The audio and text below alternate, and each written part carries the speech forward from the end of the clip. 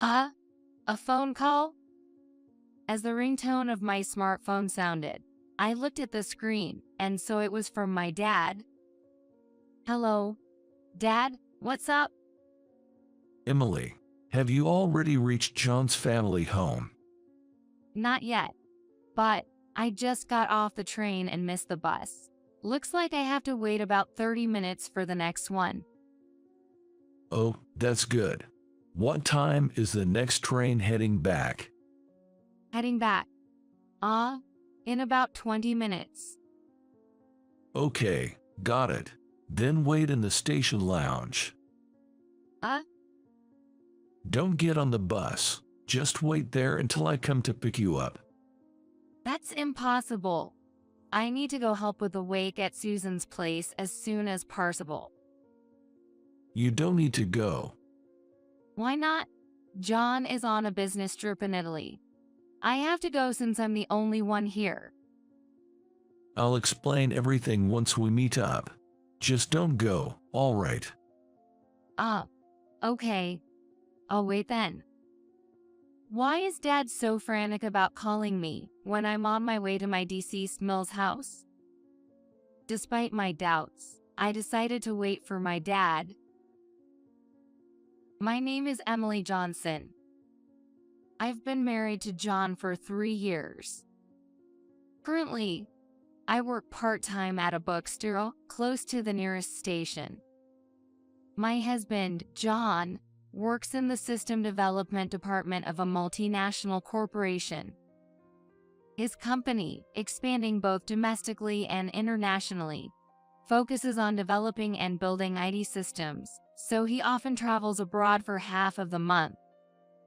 John's family home is in a rural area, and they continued farming until his father passed away. The first time I visited with John, You know, since I'm alone, my cooking becomes pretty casual. All I eat is rice and pickles. his mom, Susan, while laughing, served me rice and her homemade pickled cabbage. The delicious rice and superb pickles were a real treat. Susan, this is delicious. I can't think of any other words but delicious. I'd eat it every day. She seemed pleased to hear that. Feel free to have seconds. When leaving, she gave me pickles, ordered tea from Oregon, and rice from Idaho. It feels like it just happened yesterday. On the first day I met her, I felt we would build a good relationship. It takes about 2 hours by car to reach John's family home. It also takes about 2.5 hours by train and bus. This morning, I got a call from my sil, Sarah, about Susan's death. Hello, Emily. Susan passed away a little while ago. The wake is tonight. Can you make it by 2 p.m.? Yes, I understand. But John is currently overseas on a business trip. I'll try to contact him, but I'm not sure if he can return today or tomorrow. Oh, is that so? That's fine. Just you come. Really? Sarah seemed oddly happy about it. Can you give me the specific time and location when you are ready? I want to contact my parents. Of course, though, and don't forget to bring a black apron. Sure, I won't forget. Thanks, I'll be in touch later. After hanging up, I checked the time on my phone. It was 9 a.m. There's a 6-hour time difference with Italy, so it's 3 a.m. there. Is John asleep? But this can't be helped. I tried calling, but it went to voicemail after 7 rings. Susan passed away. The wake is tonight, U.S. time, and the funeral seems to be tomorrow. Can you make it back? I left a message on the voicemail, so now it's just waiting for a response. After that, I called my boss at the bookstore where I work to request some day off. I need to call my mom next. Hello, Mom? Oh, Emily, Are you off from the bookstore today? Yeah, I took the day off. You see, this morning, I got a call that Susan passed away. What? She was still young. What happened? I just found out myself and don't know the details, but I'm getting ready to head there now. That's so hard to believe. I'll let your dad know. I only know that the wake is tonight. I'll call you back as soon as I have the time and place. All right. John might not make it in time for tonight, so take care. Okay, talk to you later. Now, I need to get my stiffs together. As I opened my closet, a black handbag in front of my morning clothes jumped into my eyes. This black handbag was given to me by John's mom when she visited our house 2 months ago. It's good to have one nice item like this. You can use it for a long time. She had said, while handing me the bag, still in its box. Susan was always a gentle and calm speaker, and she taught me the bare minimum about the customs and relations of their old family, as I was not very familiar with them. John and Emily, you're living in the city, so don't worry about country relationships. You have your own way of life in the city. Right. When in Rome, do as the Romans do. She said, with a smile. When John and I had been married for about half a year, we attended a relative's wedding in the city and ended up staying at his family home for a night. Since we rarely got the chance, we went shopping together in the shopping district and then went to a karaoke box where John's mom made her karaoke debut. She was so happy about it, smiling all the time. Emily, in the 42 years since I married into the Johnson family, I've never had this much fun. Thank you. Susan, really? I'm always happy to hang out, so come visit anytime. Really? That makes me so happy. Maybe I'll come over again. Absolutely. By the time we got married, John's father had already passed away, and John left home for college, while his brother moved out when he got a job. Until John's father passed away 3 years ago, Susan had hardly ever left their rural town. I used to help with the fields and go to the rice paddies and check on our rental apartments and houses. The year would just fly by. So, after Dad passed away, I decided to stop farming and take it easy for a while. She used to say in her usual calm and cheerful manner. Come to think of it, I've never seen Susan get angry. She was kind to everyone and never imposed her opinions on others. I want to be a grandma like her someday, I thought vaguely. I packed clothes for a few days and my morning attire into a suitcase and reached for the formal bag that Susan had given me. As I grabbed the handle and placed the bag on my lap, my sight seemed to blur. Although I hadn't shed any tears when I heard the news of her death, now they were streaming down my face. I must have been holding back my emotions, willing not to upset Susan. As precious memories with Susan flooded my mind, I hugged a bag and cried out loud. I never imagined saying goodbye so soon. We were supposed to go shopping and to karaoke next month, and she had promised to come stay with us for a while when the baby was born. When I found out I was pregnant last month, she was the happiest and congratulated me. Every time I picked up something that reminded me of Susan, all the memories from these past 3 years came rushing back. No, I can't get caught up in memories now. I need to get ready. I can't keep Sarah and the others waiting. I glanced at the clock. It was already 10:30 am. I need to hurry. As I stepped out of the house, I received a call from Sarah. Emily, have you been able to reach John? No, I'm sorry. There's a 6-hour time difference. So it's the early morning there. I couldn't get through. Oh, I see. Well, that can't be helped. The wake is tonight at 7 p.m. and the funeral is tomorrow at 11 a.m. Oh, all right. So, tonight at 7 p.m. and tomorrow at 11 a.m.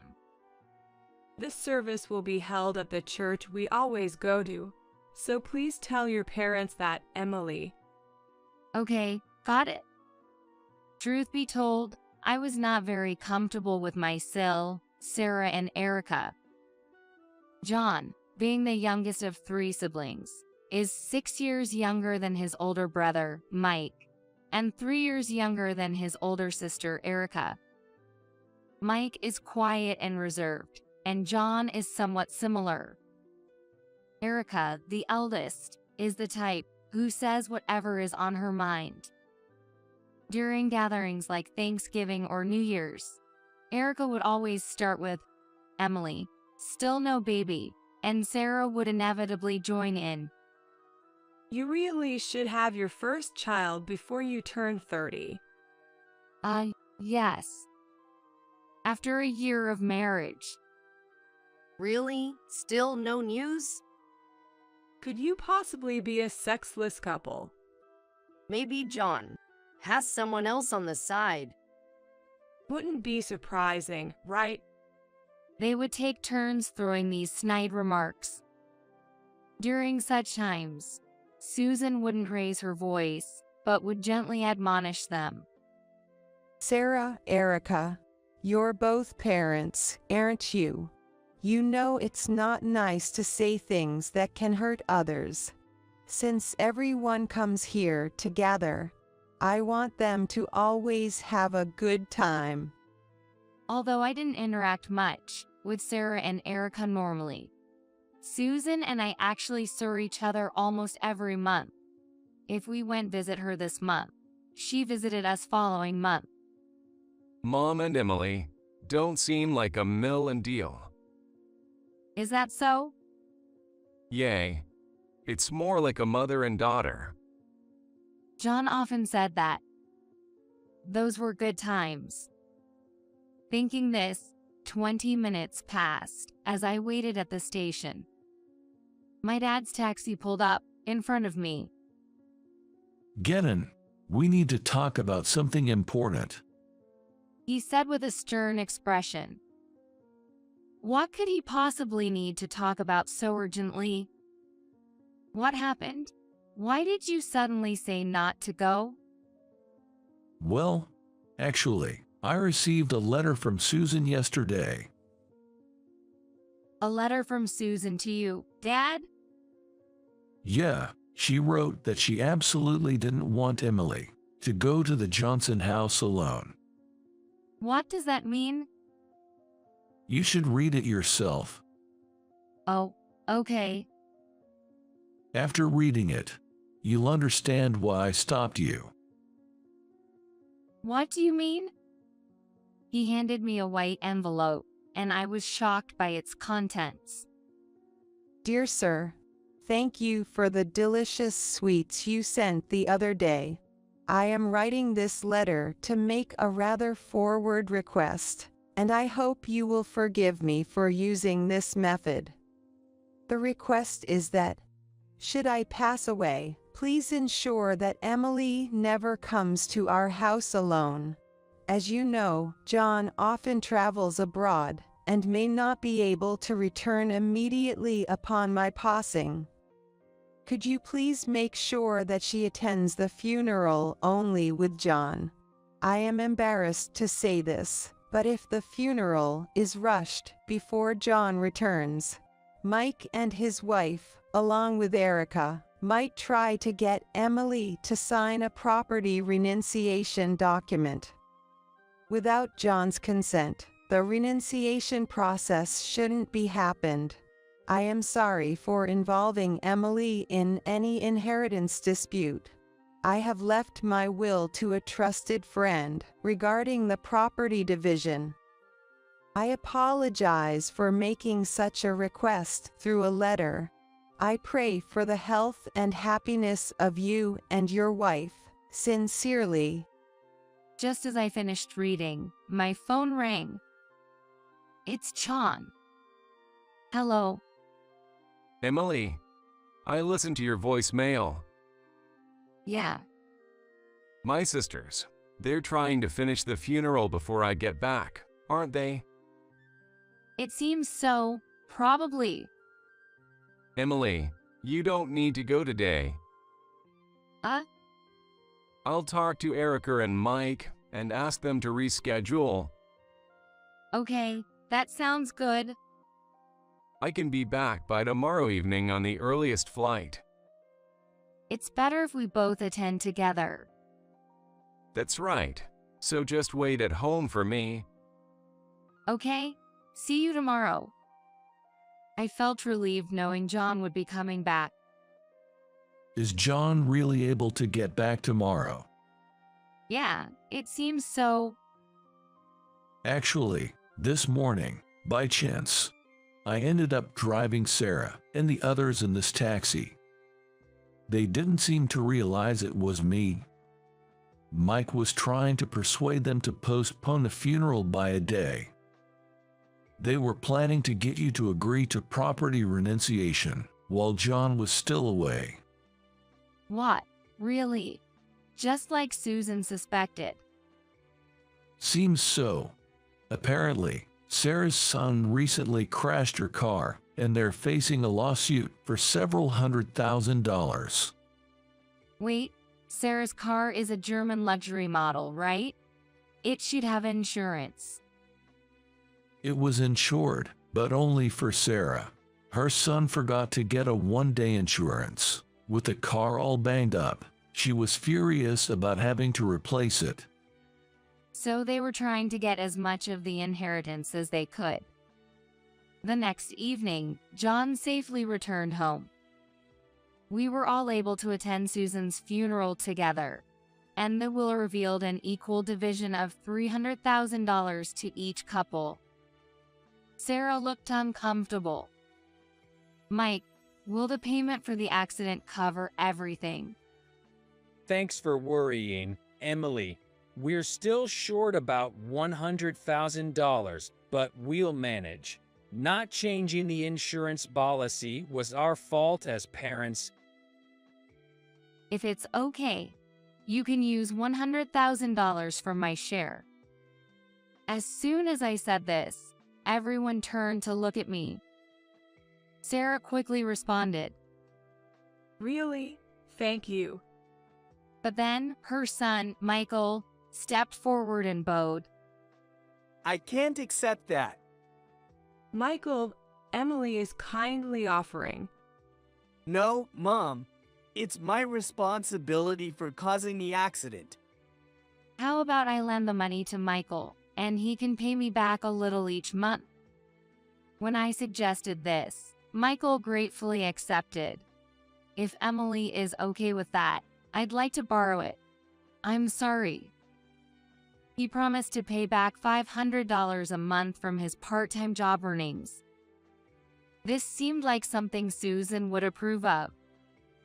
Emily, you're too kind-hearted. I almost felt like I could hear Susan's voice. Since then, Michael has been faithfully paying back the money each month. Sarah, warned by her son, stopped meddling in the matter. Time passed, and finally, the day came for me to give birth. John sent me off to the delivery room with a smile. If Susan were still here, she would have been with me, encouraging me. Thinking this, I entered the room. It took some time since it was my first childbirth, but a healthy baby girl was born, Congratulations. said the nurse as I smiled at my crying baby. After a few days in the hospital, it was time to go home. John had been given some time off from work so we could cherish our time as a family. Soon, we'll visit Susan's grave with our daughter. I smiled, imagining Susan's joyful face at seeing the baby. I decided to marry you because I thought you were a wealthy president's daughter, even though you're plain. But I don't need a woman who makes only $6 an hour. Dumb wife, get out of the house. I'm sick of being mothered by someone like you. I don't need a low-income old lady. Please leave. They smirked at me while saying such things. As if leaving no room for argument, my belongings had already been packed into cardboard boxes and trash bags, placed beside them. I had a lot to say, but my heart was too shredded to talk back. So, you want to divorce me and have me leave this house, right? That's right. I'm glad you're understanding. Once you're gone, Dad can finally be happy. Fine, but you too will regret this. I wasn't so nice as to stay silent after being told all this. They will surely regret my leaving this house. My name is Susan Johns. I'm a 50-year-old office worker. I've been working at my father's company while raising my daughter, Lily, alone and managing household chores for over a decade. I married Bill, my husband, 10 years ago. Our meeting was through work. Bill was a sales representative for a client, and I always found him easy to talk to. He wasn't my type looks-wise, but I, not great at making friends, was secretly drawn to the bright and always smiling Bill. During that time, Bill confessed, and we started dating.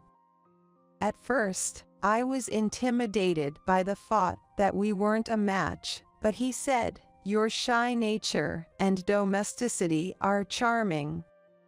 Our relationship was smooth and enjoyable.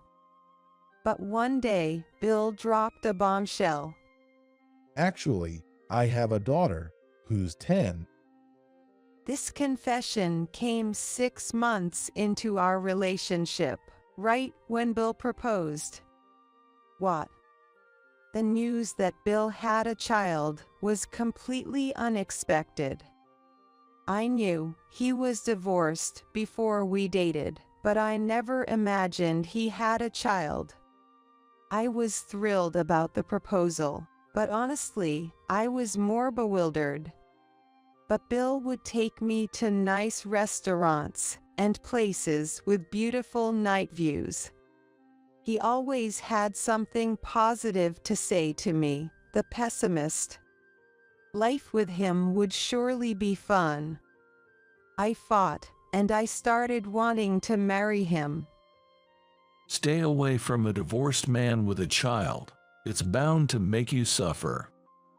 I faced strong opposition from my strict father. Still, Bill promised, "I will definitely make you happy." Believing that I could overcome any difficulty with Bill, we got married despite my parents' opposition. But I wish I could tell my past self that you should listen to what your parents said. Otherwise, you'll end up seeing hell. As we were getting married, I worried about whether I could get along with Bill's daughter, Lily, and whether I, who had never raised a child, could truly become a mother. The first day I met Lily. "Nice to meet you. I'm Susan." "Nice to meet you. I'm Lily. Come in quickly." She greeted me with a smile, grabbed my arm, and led me to the living room. "You're a daughter of President, right? Wow, that's impressive. So cool." Her eyes sparkled with innocence, and it touched my heart. I could tell she was a really good kid. That day, I cooked a homemade meal. I went all out, preparing lots of dishes that kids would like. Lily stuffed her mouth with food and kept saying, "Delicious," over and over. I remember being so happy. Susan's cooking is amazing. It's nothing like Dad's. To eat this every day would be the best. She seemed to have accepted her father's remarriage surprisingly easily. What are you talking about, Lily? Dad's cooking is good too, right? Well, it's always the same dishes, and they're bland. Susan's cooking is way better. Now, I'm going to cry. You're making me sad. They joked and teased each other like that. I could see they were a close-knit family. Also, let's talk about our family finances. My husband is just an average employee at a small to medium-sized company. While I am a president's daughter, I've worked long at my father's company, holding a position and earning a decent income. So, our family's finances largely depended on my salary. There was an understanding that my husband would actively take on household and parenting duties, so I never really had any complaints. Whoever can earn should do so, which was our family's approach. That's why I started by replacing my single-use furniture and appliances with family-friendly ones to make life easier for Lily and Bill, aiming to quickly become a full-fledged family member. The same went for our living situation. During my single days, I lived in an apartment owned by my father's company. It was too large for just me, so they decided to move into my apartment. And that's how the new life for the three of us, me, Bill, and Lily, began. When Lily first visited my apartment, she ran around, excitedly shouting, "It's so spacious, amazing." Seeing her like that, I vowed to do my best in parenting and work, hoping she would grow up to be a fine adult. Life with the three of us was stress-free, peaceful, and fun. Blood relation didn't matter. We three were a real family, looking forward to life ahead. However, reality was not so sweet. As Lily entered middle school, her attitude towards me began to change. She joined the badminton club in middle school. It was a club, passionate about practice, so she was at school during the day and at club activities from evening to night, gradually spending less time at home.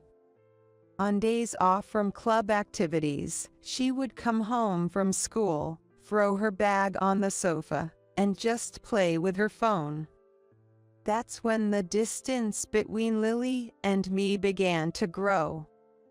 Even when I tried to talk to her, she wouldn't even nod, let alone face me.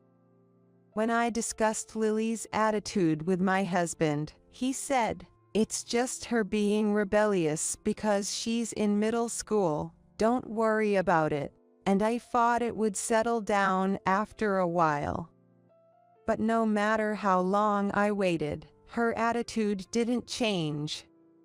I continued to try engaging with Lily, but the response was lackluster, and sometimes she would sigh deeply and say, "What? Don't talk to me," completely rejecting me.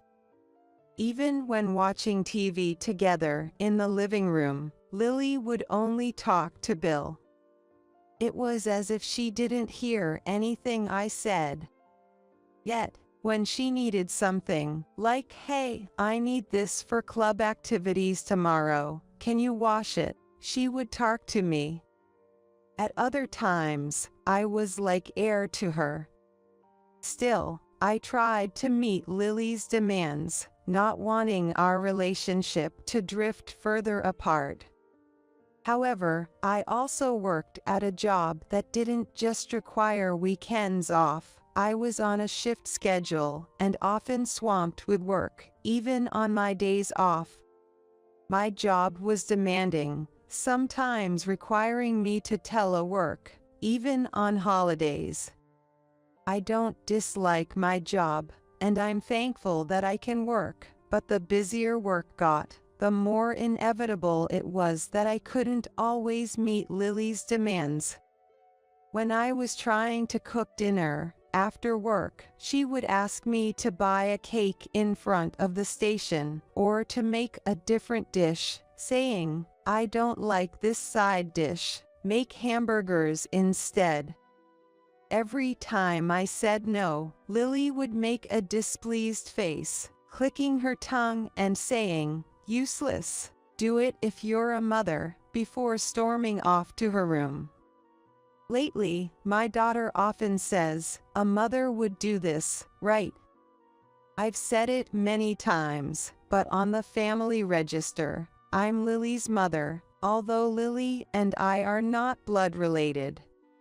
I have always tried to earn Lily's acceptance, but I still feel she doesn't recognize me as her mother.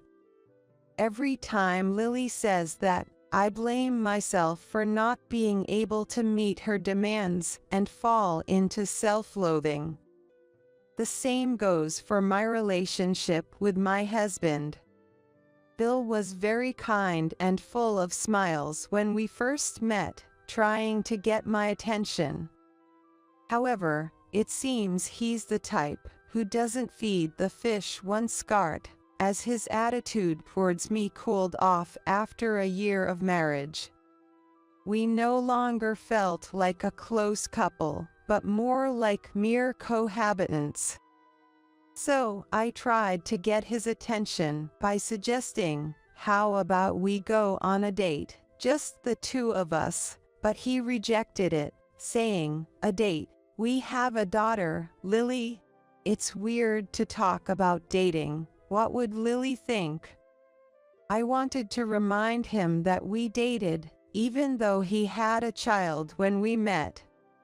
But saying that would only make him angry again. What troubled me most was the reckless spending of Bill and Lily. I earn a good salary from my father's company, holding a position there. Yet, due to their spending, we hardly save any money. I've repeatedly pointed this out to both of them, but they never tried to improve. Not only that, You're so stingy. She's such a terrible woman. they even started saying that I'm not having a happy marriage life. However, I tried to convince myself that perhaps this is just what marriage is like, as I married for the first time after turning 40. Time flew by, and before I knew it, I turned 50. Lily has turned 21, and today, we are throwing a celebration party for her. Turning 21 signifies reaching adulthood, a milestone that represents stepping into a new stage as an adult. In our area, we celebrate it in a big way too. It should be a joyous occasion to celebrate my important daughter's 21st birthday. However, I couldn't feel genuinely happy. I remembered the day we first met, when I thought, I'll do my best in parenting so she can grow into a respectable adult. On the day of the celebration, I took the day off work, prepared the dress as my daughter had requested, and also made an appointment at the beauty salon. I was fully prepared for the celebration, getting up early in the morning to drive my daughter. After getting dressed and ready, seeing Lily's glamorous appearance made me naturally break into a smile. "You look truly beautiful. You've become a lovely woman." My husband exclaimed, "Wow, Lily, you look great. Truly my daughter, the most beautiful one." Lily smiled only at her father, saying, "Thanks, Dad." However, she completely ignored my words. My husband was dressed in a suit, getting ready to head to the party venue. I had also put on nicer clothes than usual, intending to go to the celebration party with Lily and my husband. But then, what? Why is the old lady trying to come? "You absolutely must not come to this ceremony," she sharply told me. My daughter, calling me old lady and hurling insults. Wait, but I wanted to go, since my daughter is dressed so beautifully. Even though I tried to keep smiling despite the harsh words, it seemed to have the opposite effect. So annoying. You're a fake mother. Stop pretending to be my mom. Don't call me your daughter. Just don't come, okay? I don't want my friend to think my mom is such a plain woman. She shooed me away with her hands. I wondered if this behavior was truly that of a respectable adult. A fake mother, huh? I wondered if I had gone wrong somewhere in raising her. Duh. I let out a big sigh. They ended up going without me. Left with no choice, I decided to spend my time leisurely at home. But with my schedule suddenly cleared and nothing to do, I decided to head to the office and work. It was a stark realization of how much of a workaholic I am. After finishing work reasonably early, I returned home to find my husband sitting on the sofa, frowning and with his arms crossed. His unusual demeanor gave me a sense of unease. "What's wrong?" Why didn't you tell me? "Tell you? About what?" Your father's company is on the verge of bankruptcy. They've significantly downsized their business in America, hadn't they? It seems my father's company no longer does business with my husband's company, so he wasn't aware of the details, but he apparently picked up on these rumors from somewhere. Bankruptcy crisis, that doesn't sound quite right. But I am aware of the downsizing in America. I wanted to discuss it, so I was planning to talk after the celebration party. What? You were just planning to talk about it. What about the salary? What's going to happen with it? It seemed he only worried about my salary. The salary might decrease until things settle down, I guess. What? You're joking. Lily is still going to college, right? How are we going to handle the tuition? We have the tuition covered. Besides, I tried to explain the situation with my father's company and why the salary might decrease, but my husband wouldn't listen at all. Enough. You can turn money, and you can't even get along with your own daughter. You really are a failure as a mother. His words, a failure as a mother, pierced my heart. It's true that my salary had decreased, and I couldn't even pretend to have a good relationship with my daughter. Being so bluntly denied, my place shook me. I need to rethink our future together. Saying so, he slammed the door loudly as he left the house. I also wanted to rethink our future. I had intended to have a proper discussion after Lily's celebration was over. Why does nothing ever go right? The next day was busier than usual at work, so I decided to stay late before heading home. Bill used to say that the one who earns more should work and the other should cook if they get home early, but that promise had long been broken. Assuming there would be no dinner prepared at home again today, I decided to buy ready-made meals to get by. When I arrived home, I found Bill and Lily smirking about something. Usually, they would just watch TV or stay in their rooms when I got back, so their behavior was noticeably odd. Their reaction was as if they had been waiting for me to return. But it didn't seem welcoming. I had a bad feeling about this. My bad premonitions like this always tend to come true. And today was no exception. You're finally back. Took you long enough. Really? You're so late. We got tired of waiting. Well, I've been a bit busier recently with new tasks at work. But what's going on, both of you? Here, take this. He threw a large package at me. Open it and see. Is this? When I opened the bag, of course, there was no present inside. I found it filled with my clothes and cosmetics. What in the world? I couldn't understand, my farts failing to catch up.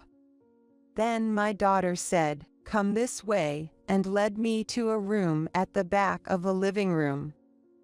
Opening the door, I saw many of my belongings packed into cardboard boxes and trash bags.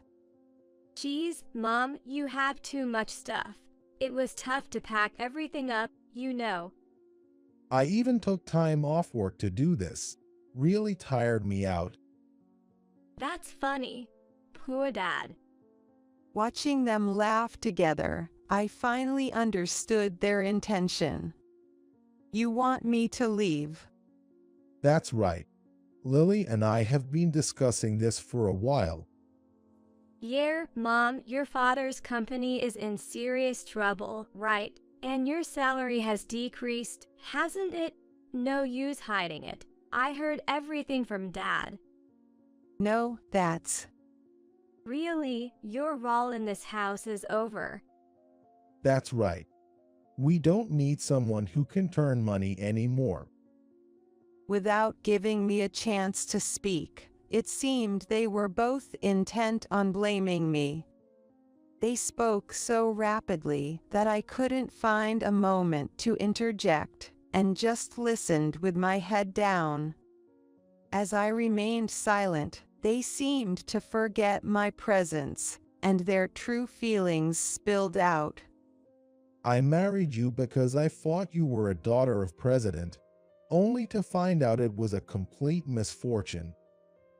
Exactly. I thought I could live in a fancy apartment and be a rich kid, accepting a plain-faced mom like you, only to be scolded for spending too much. With this face, I can't even tell my friends you're my mom. What are you both saying? I managed to interject with a feeble voice. But this only fueled their momentum. I can say it now. I married you for help with child care and money. What? I couldn't believe what I was hearing. My ex-wife was terrible at parenting. She couldn't turn or handle child care, went into postpartum depression, and that's why my first marriage failed. I took custody of Lily because she mattered to me, but as a mere employee at a small company, I thought I couldn't raise her alone. So I looked for someone plain who seemed to have some money and wouldn't betray me. Then it turned out there was someone who fit the bill perfectly, and that someone was you. You're kidding. I married you against my parents' wishes. You're such an idiot. You'd blush at any compliment. It was so easy to win you over. And I even married you. That's cruel. Who's cruel here? A failing company is just too much. I saw your recent pay slips. You're making like $6 an hour. It's the worst. Now that Lily is all grown up, we don't need a low-income, dumb wife. Get out of the house. My wage is $6 an hour. What are they even talking about? I couldn't make sense of any of it. As I silently pondered, my daughter continued, echoing my husband's sentiments. I'm so tired of having a mother like you. We don't need a low-income old lady. Please leave. Their cruel words shattered my heart. They've been feeling that way. I never realized that. I wanted to say so much, but I no longer had the energy. So, you want to divorce me and have me leave this house, right? That's right. I'm glad you're understanding. Poor Dad, hurt and deceived by this woman. Finally, you can be happy. I wondered why my daughter hated me so much. I don't recall doing anything to deserve such harsh words from either my husband or my daughter. My daughter seemed to despise me intensely, glaring at me with a demonic expression. Seeing her like this, my husband smirked with satisfaction.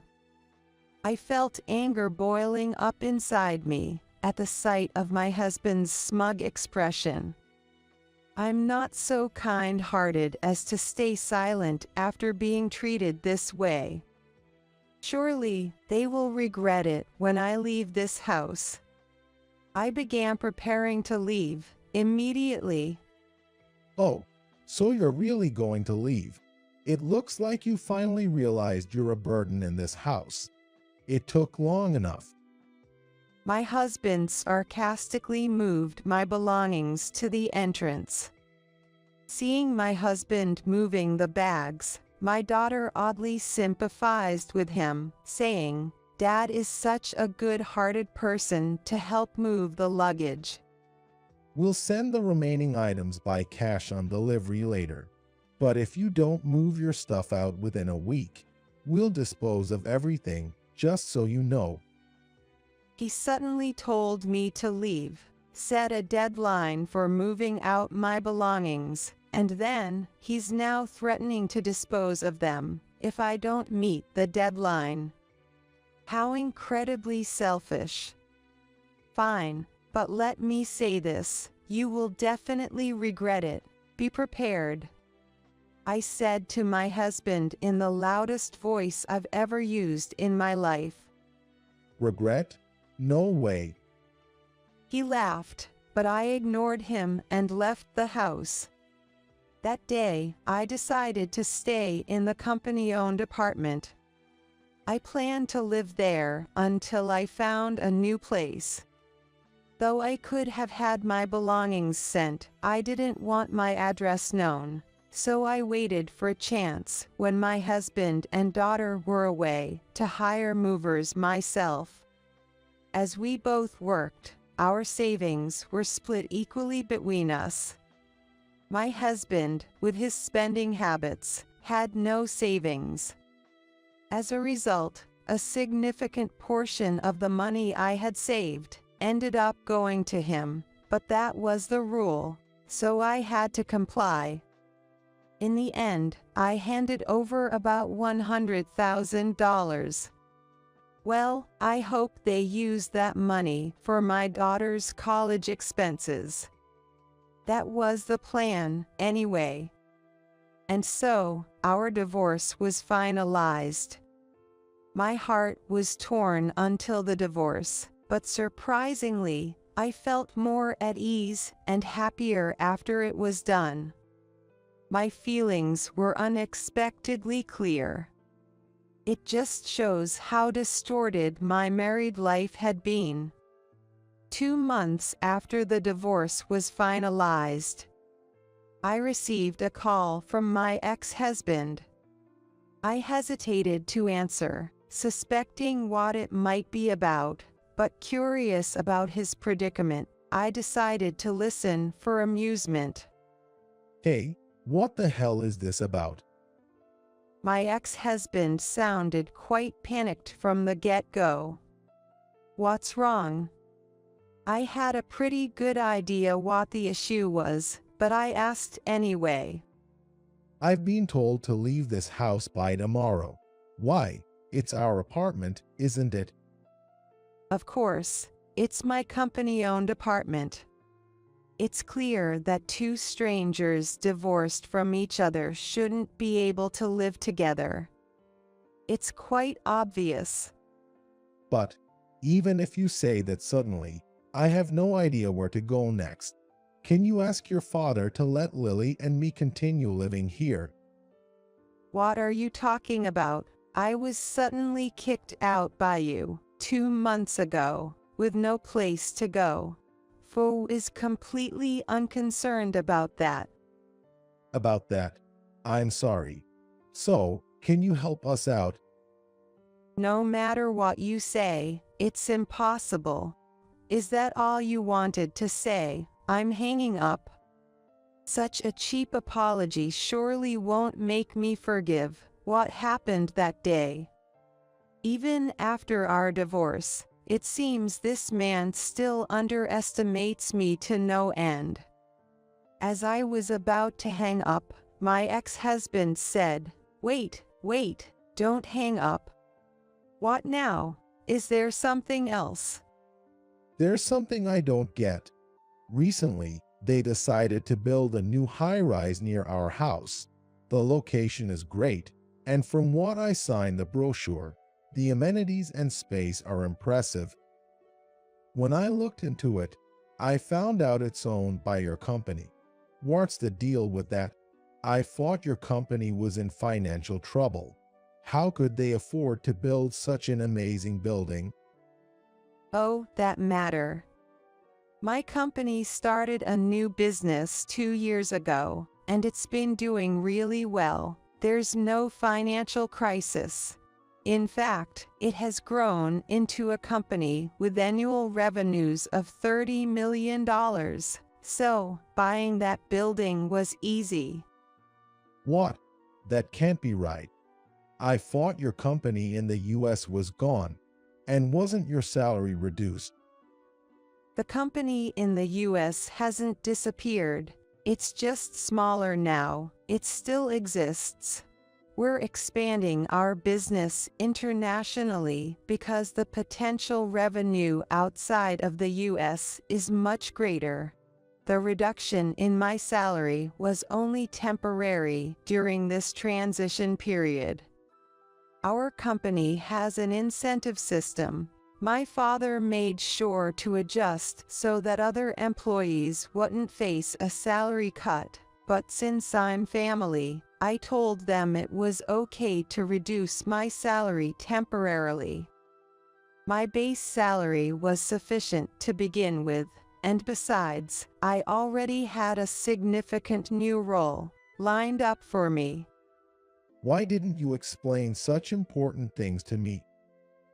I tried to explain, but you never gave me the chance. Besides, it's common knowledge that my father's company is rapidly growing. You would have easily found out if you had done a bit of research. You just assumed the worst, didn't you? Well, that's true, but I mentioned I had a big job lined up, and that's because I'm going to be the president of my father's company. President, you. My ex-husband was so shocked that he suddenly raised his voice. His voice was so loud that I had to pull the phone away from my ear and furrowed my brow in annoyance, thinking to myself, so noisy. Yes, I just need to live in the UK for a while to be the president. It's more convenient to work there. I delayed making a decision because you and Lily were still around. I thought I would discuss it with both of you once Lily's celebration party was over and things had settled down. My ex-husband seemed at a loss for words, and no response came from him. He fell silent, probably stunned. Hello, are you listening? By the way, after you guys abandoned me, I gladly accepted the offer to become the president. I've already set the date for moving to the UK, and soon I'll be the president of a company with annual revenues of $30 million. That's ridiculous. Unbelievable. Even during the property division, it was only $100,000. It's a large amount, but nowhere near $30 million. Such wealthy people are not common. Indeed, that would be the norm. Companies with annual revenues exceeding $30 million are rare. However, the situation changes on a global scale. It is said that the salary gap between presidents of companies that operate internationally and those that don't can be tens of times different. Our company has not been limited to the US for a long time. It has been able to grow so much because we have expanded our business internationally. All my savings were managed under my father's name because you and Lily were so reckless with money. So, I decided to entrust most of my salary to my dad, who I knew could successfully manage and invest it. But I saw a payslip with a salary of $6 per hour. What was that about? Oh, I remember you mentioned that. I thought about it afterward, wondering what you were referring to. I realized it was probably the payslip of a part-time cleaner working for us, and that's from years ago. The company has been concerned that the wages for part-time employees might be too low, so I was conducting a review. I was looking back at all the past wages. The payslip you saw is probably from years ago. Now, the minimum wage everywhere is over $9, so it's clear that $6 an hour just isn't possible anymore, if you think about it. I couldn't help but laugh at the absurdity. If he had looked closely at the payslip, he would have noticed the different name and date. He must have been desperately searching for something to use against me. Maybe that's the payslip he happened to see. But seriously, even a fool would notice that. So, I've been mistaken all this time. I let a woman worth $30 million slip through my fingers. Well, it looks that way. I'm hanging up now, and say hi to Lily for me.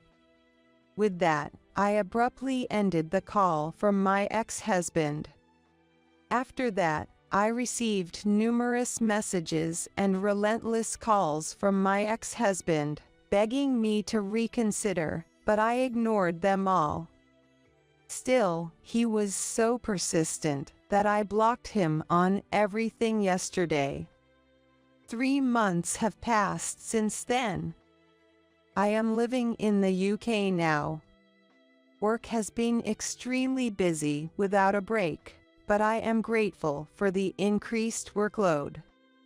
With no personal troubles, I can engage in my work stress-free, so no matter how busy, it doesn't feel like a burden. Lily has called me several times since then. I'm really sorry, Mom. When I entered middle school, Dad started bad-mouthing you, saying you were cheating or mocking me. I believed all that and blamed you for everything. I'm sorry for all the awful things I've said over the years. Lily seemed genuinely remorseful, and I considered forgiving her, but her past behavior towards me influenced by her father's words, was too harsh to simply overlook. I'd like to say it's understandable because it was what your father said, but you also had a part in this. Even though I'm apologizing like this, you won't forgive me. You are my mother. Also, you are wealthy, right? Please, I can't lower my standard of living now that I'm used to having you around. Help me out. I'll go anywhere, even to the UK. Lily's argument was that life was comfortable and somewhat affluent when I was around, without any inconvenience. But since I left, they were evicted from the apartment, and now she and her father are living in a small, cheap rental, struggling with their new life. However, her words, "You are my mother," echoed painfully in my ears, a reminder of the accusations I had faced before. It dawned on me that her apology might be momentary, not truly believing she was in the wrong. I couldn't side with Lily any longer.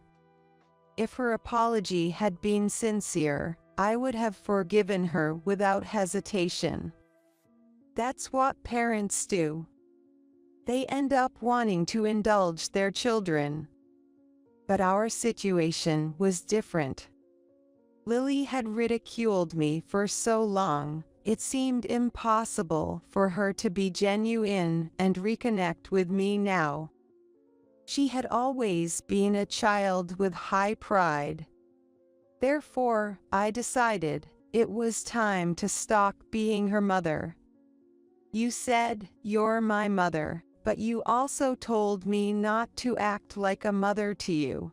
So, I stopped doing that. I stopped acting like your mother. Sorry, but you are now a full-fledged adult.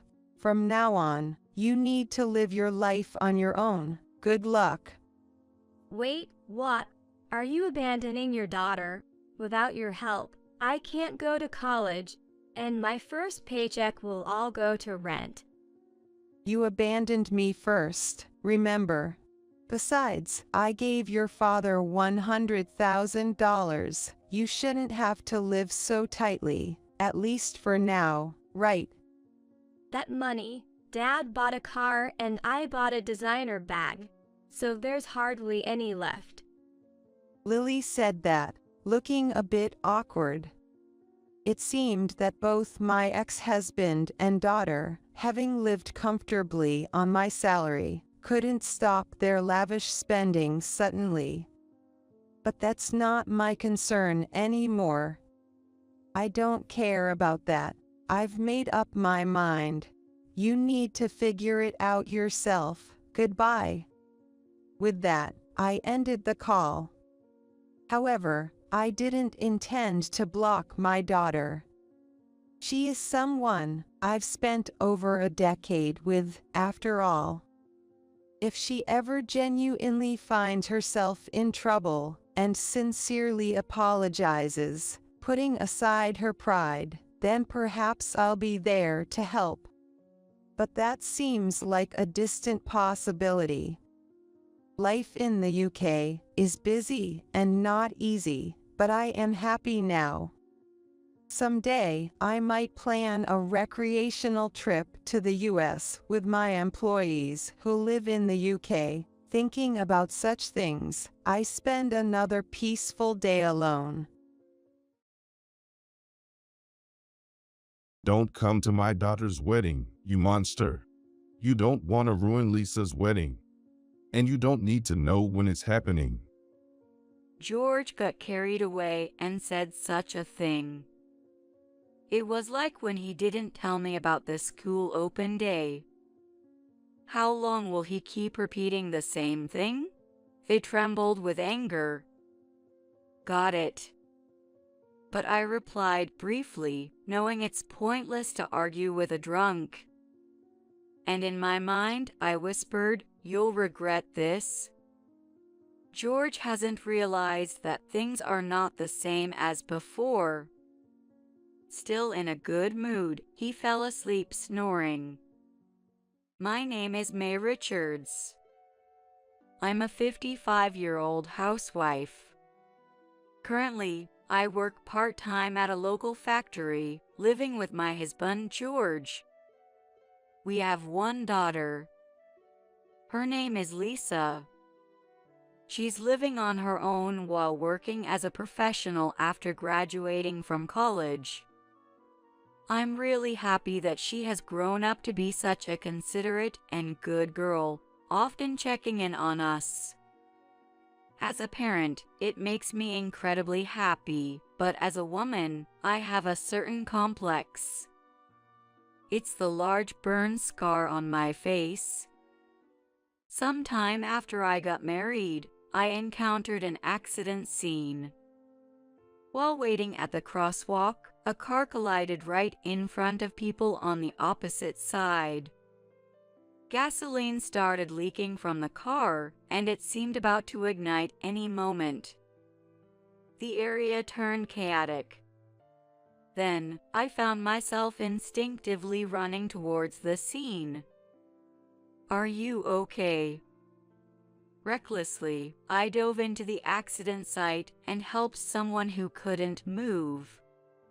But then, I saw flickering orange flames before me. I honestly thought it was over, that I had to escape too. But the cries of a girl trapped under a bicycle brought me back to my senses. I couldn't give up just like that. I grabbed the crying child's hand, rescued her, and handed her to another pedestrian before running back to the scene. Then, I carried an old man who had fallen and twisted his leg to safety. At that moment, there was a small explosion with a loud bang. Perhaps I was in the wrong place because I took the full brunt of the blast and fell down. When I came to, my face felt hot, and the old man yelled, "You all right?" "I'm okay. Is anyone else hurt?" Looks like everyone's evacuated. You need to get to the hospital. I felt relieved at the old man's words. Miraculously, everyone had finished evacuating. Even the driver had managed to escape, and despite the severity of the accident, there were no casualties. I went to the hospital. The blast of hot air I had faced caused a burn on my face. It wasn't serious, but a large scar remained on my exposed face. Even knowing what I did was right, the burn mark in such a visible place bothered me. According to the doctor, my skin was red and raw, and the mark would remain like a bruise, never fading. George encouraged me. Don't worry about scars on your face. Be glad you're alive. I felt happy to be married to George. Indeed, he was right. I couldn't wallow in self-pity forever. I returned to my part-time job after a while and resumed my normal life. Soon after, I discovered I was pregnant. I was delighted and immediately told George. "George, we're having a baby." Really? I was sure George would be happy. However, after his initial surprise, George's expression fell. "What's wrong?" Well, Feeling a bit anxious, I asked him. I've been thinking, maybe it's too soon for a baby. "What?" We've only been married a little over a year, right? Maybe we should enjoy some more time as a couple. George's words hit me hard. Sure, couple time is important. But our child's life is obviously more precious. George never said to have an abortion because he would be the bad guy. However, I was angry at his phrasing, which led me to abortion. That was our first big fight. We didn't speak for a while, and the house was eerily quiet. A few days later, while in the shower, I thought it over. I couldn't go on like this, but I also couldn't give up on our baby. So, I decided to approach George and make him understand. Resolved, I got out of the shower and headed to George's bedroom when I heard his voice. I don't know how to say this. I heard George's voice and stopped in my tracks. It seemed he was on the phone with his mother. They were talking about the baby. George continued the call, unaware that I was listening. A mother with a face like that. That would be sad for the child, wouldn't it? I was planning to divorce eventually. But having a kid now is a huge mistake. I froze when I heard those words. She got that way helping others. So I can't dismiss her. And honestly, I think it's admirable. But think about what it's like for me. Having to live with her, huh? Tears began flowing from my eyes without me realizing it. After all his kindness, to think he felt this way behind my back. If he wanted a divorce because of my scar, he should have done it back then. Quietly, I left the room. And then, I packed my things and left the house. But my parents' house is far away. With nowhere to go, I found myself in a park, wondering what to do next. Anyway, I'll head back to my parents' house in the morning. I'll need to spend the night somewhere since I've already showered and removed my makeup. Feeling embarrassed to go anywhere with my face like this was a new and shaming experience. May. That's when I heard George's voice. He had noticed I left the house and came looking for me. Instinctively, I grabbed my bags and tried to flee, but he caught up quickly. What are you thinking, leaving the house at this hour? George yelled at me. Come on, we're going home. He gently took my hand. I pulled away. What do you mean? You're ashamed of me, aren't you? George looked shocked at my words. The kid would be better off not being born, right? If that's what you think, you should have just said so. Tears streaming down my face, I pleaded with him. Hearing this, George sighed in frustration. That's true. But did you really accept that? You always think only of yourself. Think about our child, or even me, for once. Our arguments continued without resolution. I thought that if I backed down, things might settle, but I just couldn't bring myself to give up on having a child. I even considered raising the child as a single parent. However, when I mentioned divorce, George would say things like, "If we divorce, I'll take custody. How could you, with that face, take our child to kindergarten or school?" Which completely shattered my confidence. In the end, my desire to free myself was outweighed by my wish to have and raise the child. Feeling apologetic for being a mother with such a face, yet relieved and moved by the beauty of my daughter's face, I successfully became a mother. My daughter, named Lisa, grew up healthy and happy. George quickly became completely smitten with her charming smile. Despite having tried to persuade me to give up on having baby, he would say things like, "Meeting Lisa is the happiest moment of my life," which left me with mixed feelings of anger and joy. As a father, he was very involved with Lisa. However, his treatment of me worsened over time due to his excessive love for Lisa, and the difference in his behavior became more apparent. I will go to Lisa's kindergarten event. That's better, right? George attended all the kindergarten events and even did all the regular pickups and drop-offs. Eventually, he acted as though he was trying to keep me from going to the kindergarten, not even telling me about the open days. Yet when Lisa got sick and the kindergarten called, he would say, maybe you should show your face at the kindergarten once in a while. We owe them that, which was just exasperating. George seemed oblivious to his own mean-spirited behavior, making me doubt his character.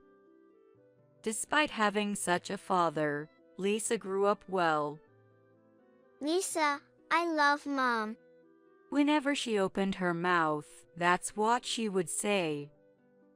George seemed displeased with Lisa's words, but he never said anything against her, and thanks to Lisa, our home was always filled with smiles.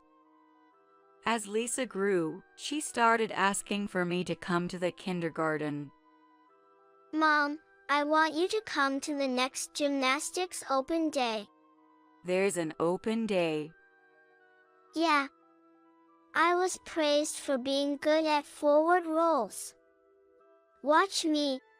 It seemed Lisa was doing some gymnastics, and she happily started doing forward rolls on the carpet. Watching her, George opened his mouth with a smile. That's true. Lisa is really good. It's great that Mom could see this. Yeah. So, come and see me on the open day. No, too bad. Mom has to work that day. Dad will go instead. Lisa, show Mom at home instead. That made me furious. I hadn't seen any notice about the open day. George probably heard from her teacher, we've put a notice in the handout, and took it out himself. I didn't know the schedule for the open day or whether I had to work. If Lisa wanted me there, I could have taken the day off, but he told her right from the start that I couldn't come, which was just terrible. As expected, Lisa's face fell when she heard George's words. Seeing her sparkling smile turn sad, my heart ached. Don't make that face. Mom wants to come too, but it can't be helped.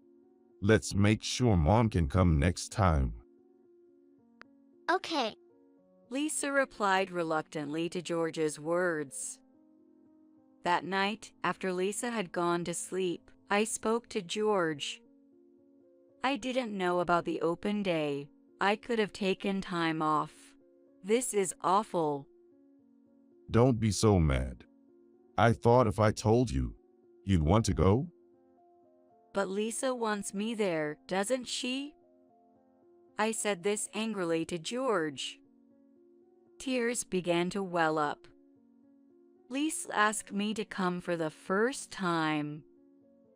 I desperately wanted to make that happen for her. Calm down. I hate to say this, but what will Lisa's friends think if they see your face?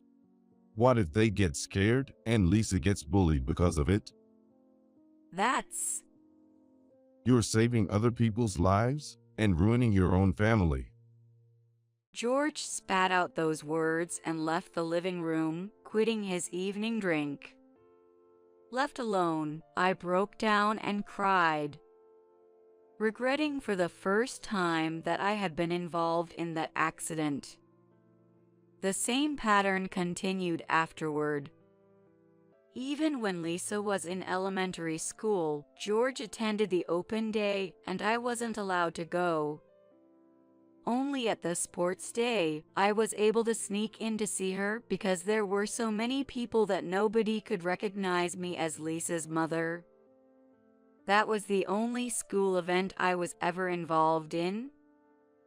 As she became a teenager, even George was told not to come by her, and ultimately, I couldn't properly watch her enjoy her school life. I resigned myself to thinking it was my fault. Dad was always there. But Mom, you're just not interested in me, right? Lisa seemed to think so, gradually distancing herself from me. I felt as if I had lost my only emotional support, enduring painful days. Thankfully, Lisa continued to thrive, becoming a high school student, a college student, and then a working adult. Luckily, her rebellious phase ended in high school due to a certain event, and now we are as close as we used to be. And now, Lisa was about to get married. Her partner was a wonderful man named Sean Gray, 5 years her senior. Sean was the cousin of Lisa's best friend Mary, who she had known since high school and lived nearby, leading to their dating after several meetings. My boyfriend wants to come over to greet you. George responded to Lisa saying that, Of course. I have a duty to see what kind of man he is. Lisa and I just smiled wryly at his pompous attitude. Lisa also called out to me, Mom, you'll be there too, right? Of course, I'm looking forward to meeting Sean. Really? George interrupted our cheerful conversation. You shouldn't be there. What if it leads to a breakup?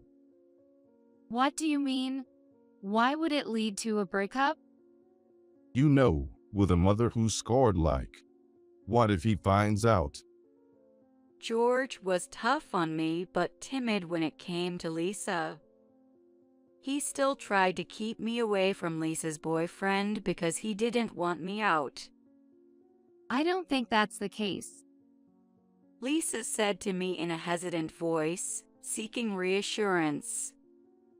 I wanted to meet Sean, but I thought if I insisted on my way now, it might upset George and cause problems during the marriage meeting.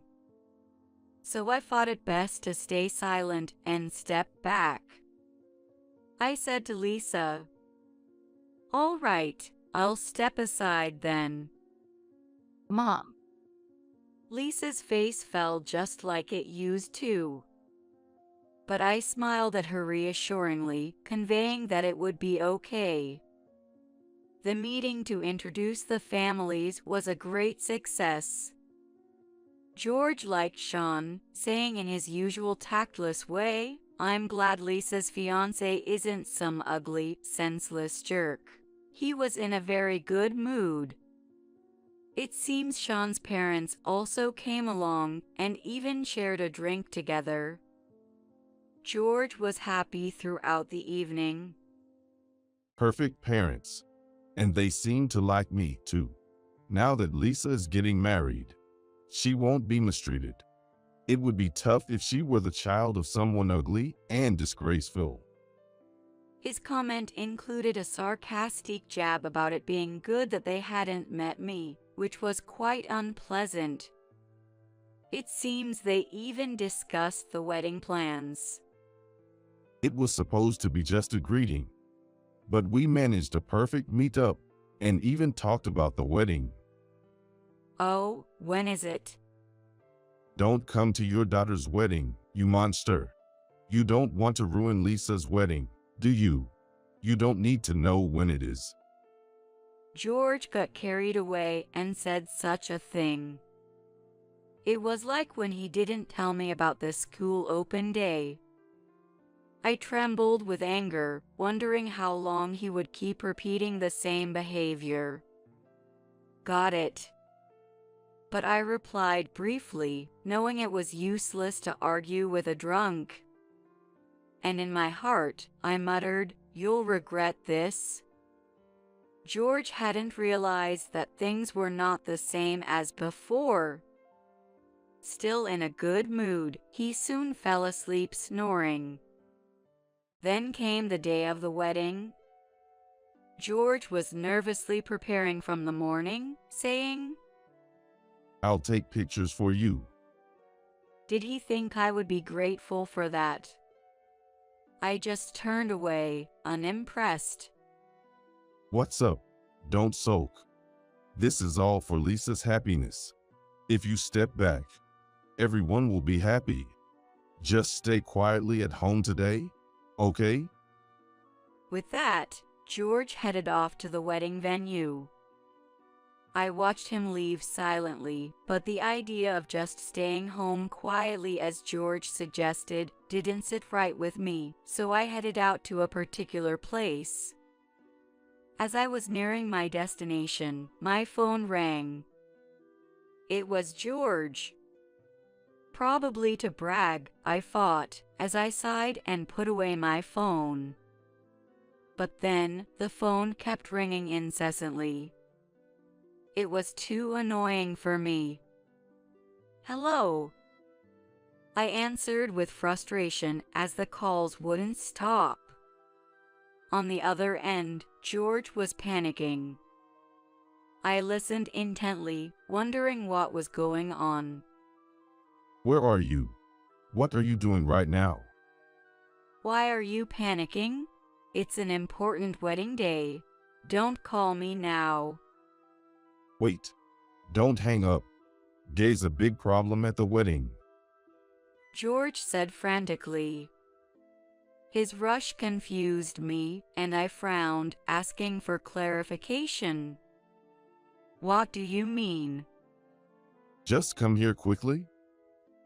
I hung up the phone but started walking unhurriedly. Then I walked through the door of my destination. Hi, May. Mary, it's been a while. There was Lisa's best friend, Mary. The wedding has started. Mary greeted me with a smile. Yes, this was the venue where Sean and Lisa's wedding was taking place. Lisa had told me, no matter what George says, make sure you come. If I didn't show up, Lisa's friend Mary had even promised to come and fetch me. That's why, no matter what George said, I had decided to come today. If I showed up, George might be embarrassed, but I didn't care anymore. If anything was said, I was ready to snap back. That was my mindset. And as I arrived at the venue with Mary and peeked into the hall, but I was surprised when I looked inside. There was George right now in the spotlight. What's happening? When I asked, she pointed at Lisa with a smile. Lisa spoke through the microphone. Dad, explain to everyone why Mom isn't here, in your own words. Well, I was taken aback by her words.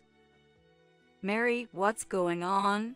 What is this situation? I asked Mary again. Actually, Lisa has been planning this long before she even started dating Sean. Mary said, smiling reassuringly at my confusion. This story goes back several years. Lisa hit her rebellious teenage years in middle school. Added to that, her frustration exploded because I had never attended a single school event, creating a big rift between us. George just watched gleefully and did nothing to mend our relationship. I was troubled by my relationship with Lisa and lived in a state of depression. However, a turning point came. When Lisa became a high school student, she said, I want to bring a friend home. A friend, of course, your friends are welcome. They planned to study together from morning until evening.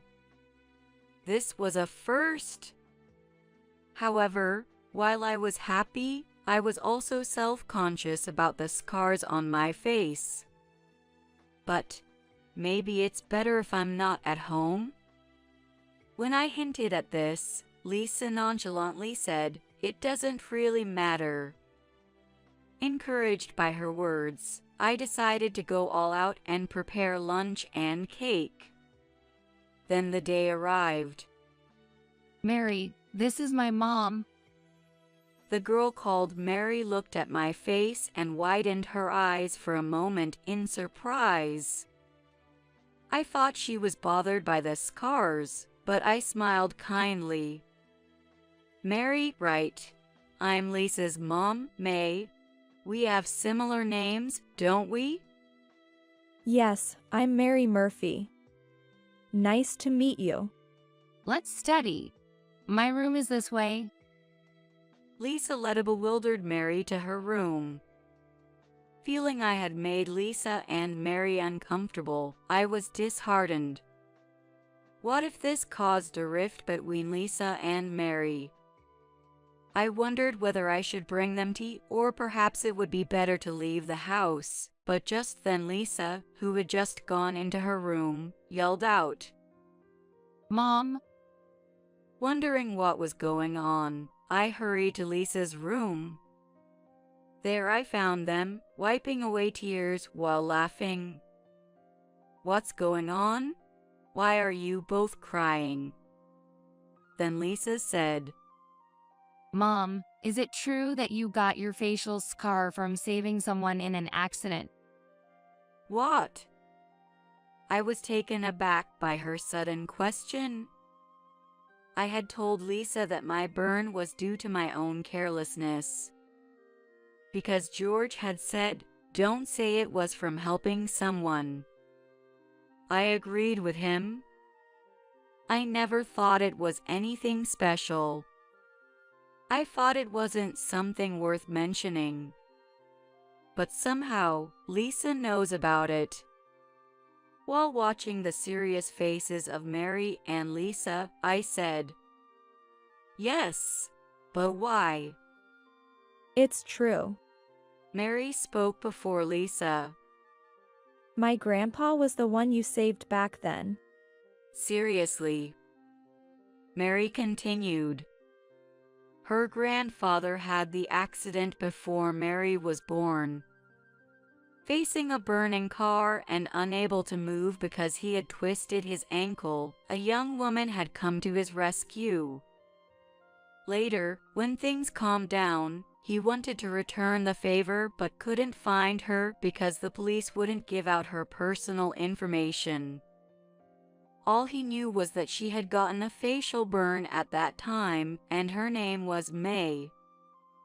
The whole family thanked her for saving his life. My grandpa passed away last year, but he told me that story many times. I never imagined it was Lisa's mom. In our family, you're like a phantom hero. Mary said, wiping away tears.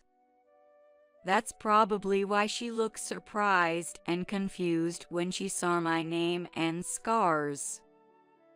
It was a miraculous meeting, and tears flowed from my eyes.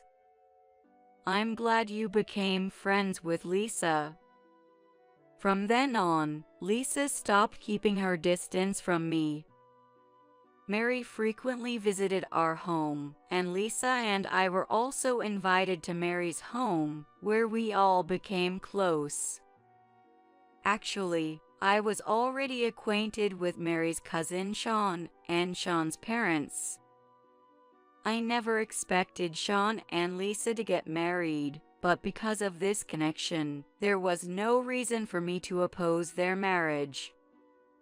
Later, Lisa realized that the reason I hadn't come to her kindergarten and school was because of George.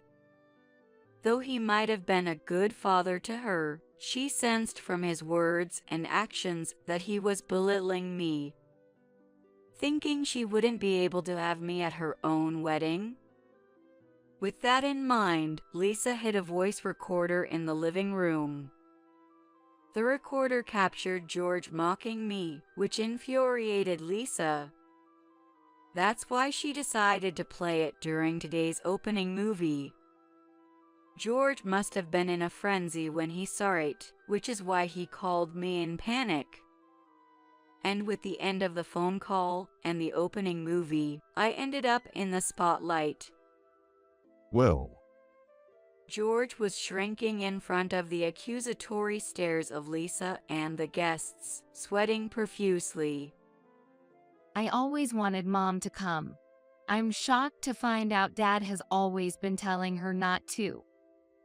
Lisa, I did it thinking of you. For me. Whoever asked you to do that?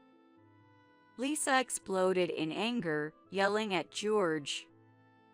Lisa, calm down, okay? Today is your wedding day. June and all of Sean's relatives are here, too. George said, forcing a smile. At that moment, Sean's father stood up. Is what Lisa's saying true? We were told May couldn't join because she was sick. It's true. She had a cold. And even today, she's got a stomachache. She always falls ill at crucial times. Just then, May, let's go. Mary grabbed my hand and led me into the venue. Though I was pulled in, I walked proudly behind her. Mom? Lisa saw me and smiled happily. Why are you? George's voice carried over the microphone. With all eyes on me, George fumbled again through the microphone. My wife's facial burns were due to carelessness. She looks like a monster. But Sean and Sean's relatives, don't be scared. George was laughing, but I did not hide my face. For Lisa, who had gone to such lengths for me, I decided not to be ashamed of my scars anymore. Even as everyone in front of me was exposed to his cold stares, George still treated me like a monster. Sean's parents and all the relatives were trembling with anger. If I may use Mary's words, I was their phantom hero. It felt proud to have people stand up for me and be angry on my behalf. Just fix this situation. Just one word from you clearing my innocence would settle this. Say that I never told you not to come. George turned away from the microphone and came over to whisper in my ear. How absurd. How can I clear suspicions when I'm not innocent? I took the microphone. I apologize for the disturbance, I said, bowing deeply. Just as Lisa said earlier, I could never attend Lisa's kindergarten or school events because my husband wouldn't allow me. Hey, you fool. George turned pale at my words. If being worried that Lisa might get bullied because of my facial scars meant I couldn't say anything. Mom. But Lisa was meeting Mary and Sean changed my life for the better. George looked at Sean as she said this. Sean nodded with a smile. The scars I have were acquired long ago at the scene of an accident while helping others. The scars were significant, and there were days I regretted being involved in that accident. However, discovering that the person I helped was Lisa's best friend Mary and Sean's grandfather reassured me that my actions were not mistaken. George looked stunned by my words. My husband has said harsh things to me, like I did something foolish or wasted my life by saving someone else. But I realize now more than ever that I wasn't wrong, and I am endlessly grateful to Lisa, Sean, Mary, and their families for accepting me with my scars. Please continue to look after Lisa. I bowed deeply again. Applause erupted from the venue. I apologized once more for involving everyone in this, and as I stepped away from the spotlight, the host smoothly transitioned us back into the wedding. May, please don't leave. Sean's father urged me to stay.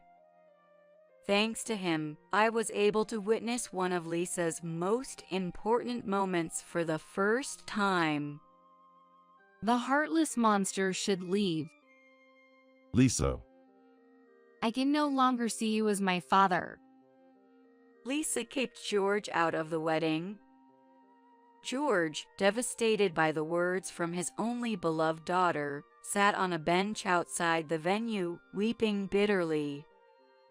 I approached George. Do you now understand how it feels to be told not to attend your daughter's important events? I thought it would lead to some reflection, but George's response was far from what I expected. it's a wedding. Don't equate it with past the open days. It was a complete misdirect of his anger. Hearing this, I was appalled by George's lack of remorse. Who told you not to come to the wedding? And remember, school events were important only once. George was silenced by my stern tone. Perhaps I should regret having obeyed George's words all this time. This wedding, which made me realize this, is something I will never forget. I returned to the venue alone and watched until the end. It was a beautiful ceremony. Tears streamed down my face as Lisa, from her bridal seat, frequently smiled at me, ensuring I was there. It was as if she was a little child again, checking if her mother was present. I'm so happy you are here. She told me at the end of the ceremony, and I cried again. I must have made her feel lonely so many times. Though regrets surged, I resolved not to dwell on the past. From now on, I will be there for all of Lisa's important moments. I promised that. After the ceremony, George's parents and relatives, who were previously unaware of his misdeeds, came to me to apologize. My parents were furious, especially my father, who said, "You can come back home anytime if you decide to divorce." It feels odd to rely on my parents at this age, but their kindness was overwhelming. Perhaps if I had consulted them sooner, my future could have been different, but I believe this is the best and happiest present I could have created for myself. The story didn't end there. One of Sean's friends who attended the wedding worked at the same company as George, and news of the incident spread quickly through George's company. George, who pretended to be a family-oriented man but treated his wife monstrously, is now being bad-mouthed as a monster man. He seems to have no place in the office and now has lunch alone. Sean's friend reported this to me through Sean. I wish he could understand a little of what it feels like to have no one to talk to. I replied with that remark, and it seems no one else wants to speak with George now. I thought to myself, serves him right. I then prepared myself and told George I wanted a divorce. Divorce? Isn't that a bit drastic? You were planning to divorce me when I got burned, weren't you? I'm just saying what you wanted. That's... George refused to accept the divorce. He was probably a little scared, being alone at work, shunned by relatives and his daughter, and now me leaving as well. But I was determined not to be swayed by George any longer.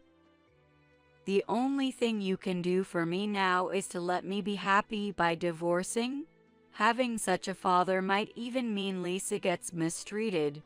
Cut ties with both me and Lisa. George slumped his shoulders at my words. Then I'll stay away from Lisa. So please reconsider the divorce. He pleaded with teary eyes, but I was firm in my decision. Lisa has asked me to live with her. I'll be moving out tomorrow. I left him clinging and slapped the filled-out divorce papers in front of him. George truly ended up alone. Now, even the neighbors keep their distance from him. Lisa told me she saw him buying a ready-made dinner at the supermarket, looking dejected after work. He let you handle all the hardships and just enjoyed the good parts. Now it's his turn to struggle a bit. Indeed, George can't clean, do laundry, or cook. The sin of not cherishing his wife was greater than he imagined. I am now living happily with my daughter and her husband. Lisa is pregnant and will become a mother next fall. My goal is to be a mother like you. Lisa said lovingly as she caressed her belly. When my baby is born, let's go to the kindergarten's all events together. What a wonderful invitation that was. I may be getting older and my tear ducts looser, but I nodded again, holding back tears. I can't get back the past, but I'm sure the future holds happiness. I've truly felt that. You are in the way, go to an orphanage. I don't have a mom, you know. My name is Emily Johnson. I'm in 5th grade, living with my dad and mom, just the 3 of us. My dad is super kind, always taking me out on his days off. My mom is normal when dad's around, but when he's not, she comes off as cold or indifferent, making it hard to talk to her sometimes. I'm off. See ya. My dad leaves for work early in the morning, just like any other day. I said goodbye as I ate my breakfast. Looking at the clock, it's almost time for me to head to school too. I ate my breakfast a little quickly because I had to change clothes soon, otherwise I would be late. Thanks for the meal. After finishing, I put my dishes in the sink and head back to my room to get dressed. Wait a minute. Mom calls out, stopping me in my tracks, pointing at the sink. Who's going to wash these? Her look is cold, almost angry. Normally, I just get dressed and go to school, but I felt like that would make her mad this time. Okay, I'll wash them. I mutter, and suddenly she yells, "What? Speak up, I can't hear you." I freeze, feeling scared. But I knew I was in the wrong, so I apologized. "Sorry, I'll wash them." Of course, as you should. From now on, take care of your own stuff. Mom angrily threw her apron on the couch and went to her room. Realizing I should care for my own things, I washed the breakfast dishes and left for school. Talking with friends at school, the topic of parents came up. Listening to their stories, everyone's mom seems kind, and even though they get scolded, they seem to get along well. "What about your mom, Emily?" Suddenly asked by a friend, I struggled to answer. But I've always thought my mom's coldness was a misunderstanding on my part, probably because I hadn't been taking care of my things, making her moody. I replied that she is very kind. My friend said, "That's nice," but I felt conflicted. I'm home. I came home from school, and my mom was not there. Maybe she went shopping, I think, and started my homework in my room. Before I know it, it's dark outside, and it's usually dinner time, but Mom hasn't returned. Then, I heard noises from the entrance, followed by the sound of the fridge opening. Peeking into the kitchen from my room's door, I saw Mom. Feeling hungry, I went to the kitchen and greeted her with "Welcome back." "I'm back." Her reply is quick, without turning around, still seemingly in a bad mood. "What's for dinner today?" I laughed and asked her it. My mom's face was scary when she looked back, probably because I asked her a question. What? I told you to take care of your own stuff. Dad will be home soon, and I'm busy cooking dinner. Unable to say anything more to my mom, I was about to make some instant noodles when Dad came home. I'm home. Hearing Dad's voice, Mom quickly took the instant noodles from my hands. I was confused about what to do, and Dad entered the kitchen. Oh. Are we just starting dinner? Seeing my kind Dad's face, I felt like crying. "Welcome back." Today I got late going shopping, so I'm just making dinner now. Please wait a little longer, both you, Dad, and Emily. Mom's face softened.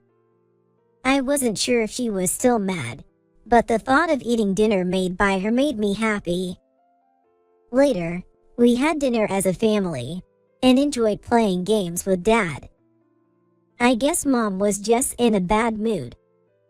I fell asleep thinking that if I took care of my things properly, there wouldn't be any more reasons for her to get angry. From the next day, I tried to take care of my own things. I washed the breakfast dishes, folded the laundry, and put it away in the closet. I vacuumed my room and made instant noodles for myself when Mom came home late. Thinking Mom would be proud of me made me smile. Though she hasn't praised me yet, she has been getting angry less often. When Dad was home, we enjoyed our time together as a family of 3. I was happy about that. One night, I heard a groaning sound and woke up to find it was the middle of the night. Thinking it might be a ghost, I hid under my covers. The groaning continued for a while, and as I was shaking with fear, I heard the sound of an ambulance.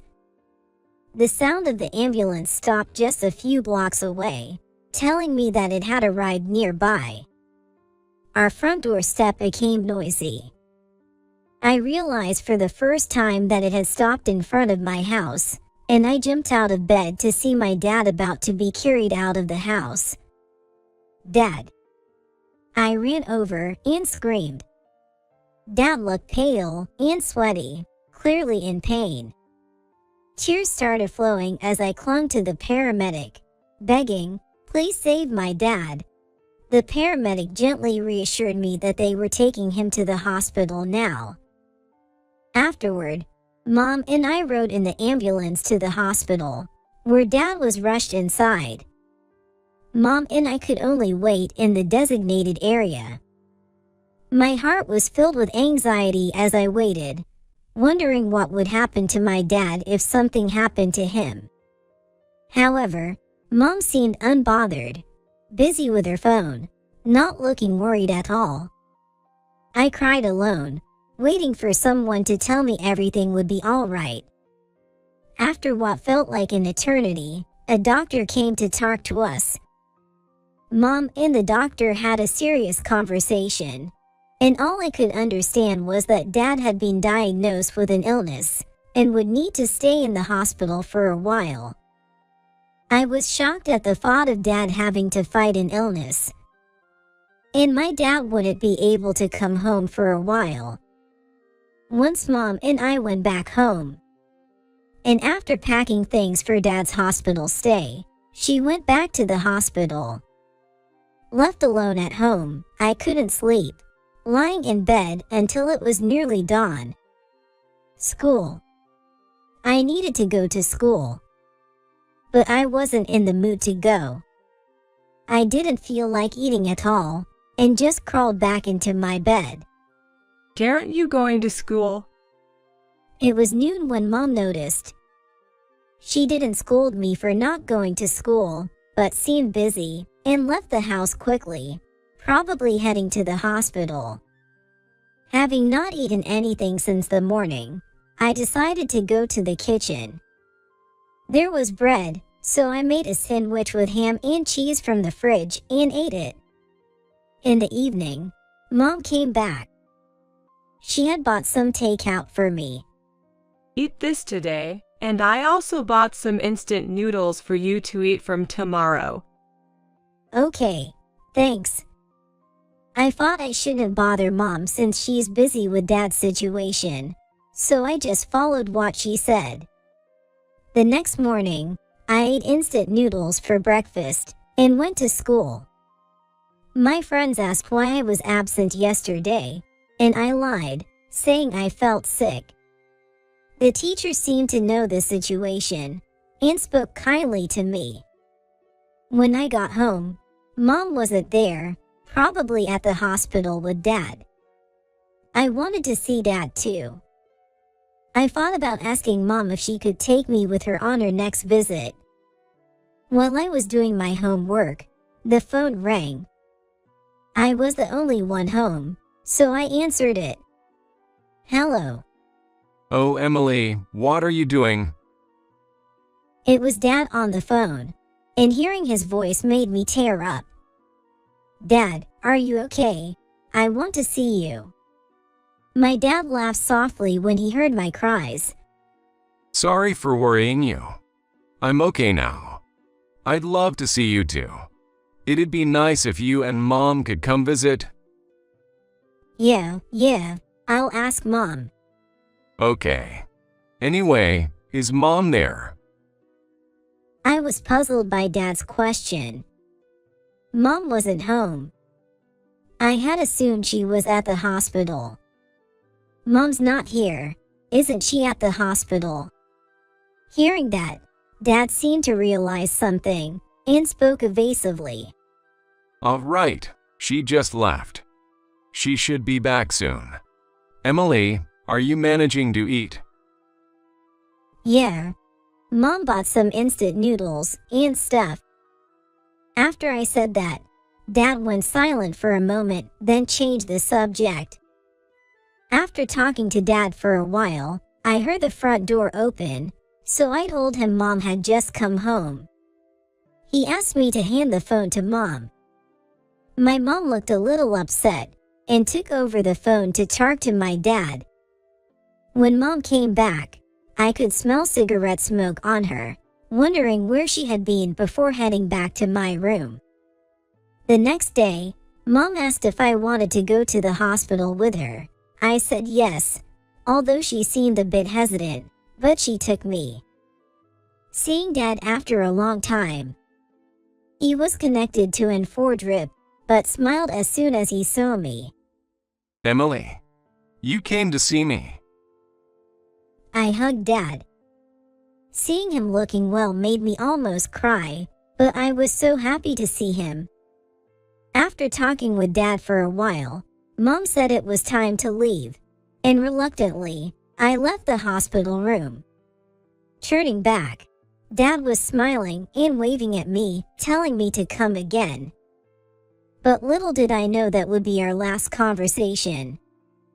Dad's condition suddenly worsened, and he passed away quickly. I couldn't believe that my dad was gone, so I did as my mom asked, and put on my black clothes, and went to the funeral site.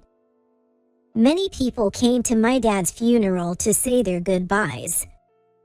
Seeing Mom handle everything so calmly made me wonder if Dad was really gone.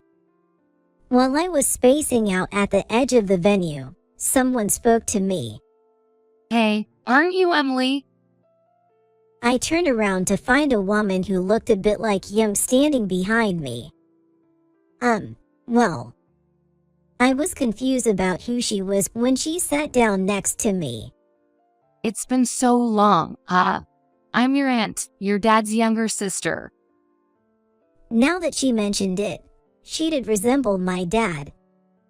I didn't remember having an aunt, but I recall Dad talking about his sister. My aunt. Yes, your aunt? I look like your dad, right? She smiled, looking just like Dad. And then she suddenly hugged me. It's okay to cry. You've been strong, Emily. I hadn't realized I was crying until she spoke, and her words made me cry even more. It felt like the first time I truly understood that I wouldn't see Dad again. After my aunt comforted me, I thanked her and went to get a drink. When I entered the room, my mom was there, looked at my sobbing face, and said, "What? Did you cry? What an embarrassing face." Mom's cold words hurt me. "Aren't you sad, Mom?" I couldn't help but ask, seeing that she didn't seem sad at all. "There's no point in being sad. He's gone." I shivered at Mom's cold response. I thought we had fun and laughed together as a family of 3, but I wondered if Mom disliked Dad. While I was frozen, my aunt came over. Oh my sister-in-law, it's been a while. My aunt greeted her with a smile, and Mom's expression changed. "Oh, it has been a while." Need any help? "No, there's nothing." Well, Emily, let's go over there with me." My aunt took my hand and led me out of the room. It was clear from Mom's face that she wasn't fond of my aunt. I stayed with my aunt until the funeral was over. "Emily, it's time to go home." A while after the funeral ended, Mom came to pick me up. My aunt had been holding my hand but let go so I could leave. She looked a bit sad. Emily, see you again. Yeah, see you. As I reluctantly left with Mom, an unfamiliar car stopped. "Sorry to keep you waiting." It seemed to be someone Mom knew, as she opened the car door. A man I didn't recognize was driving, and I instinctively hesitated to get in. "Don't dawdle, get in." Mom's tone, unlike any I'd heard before, made me reluctantly get into the car. The car drove in the opposite direction of our house, and I watched the passing scenery outside. I was feeling a bit scared of not knowing where we were going. "We're here. Hurry up and get out of the car." I was dropped off in front of a large building, surrounded by an area completely unfamiliar to me. "Mom, where is this?" As I asked, Mom lit a cigarette and said, "You are in the way, go to an orphanage." "What did you say?" Before I could understand what was happening, Mom and the unfamiliar man drove away, leaving me behind. I tried to chase after the car but quickly realized I couldn't catch up, and I gave up when I fell. Not knowing where to go, I headed back to where I was left, and a car stopped beside me. The window rolled down, and it was my aunt in the driver's seat. I never thought it would come to this. Emily, get in. Feeling relieved to see my aunt, I hurried into the car. She patted my head, and I started to cry quietly.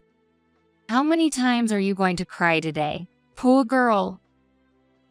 We drove to a house that seemed to be my aunt's. When I entered the house, I heard a man's voice saying welcome home.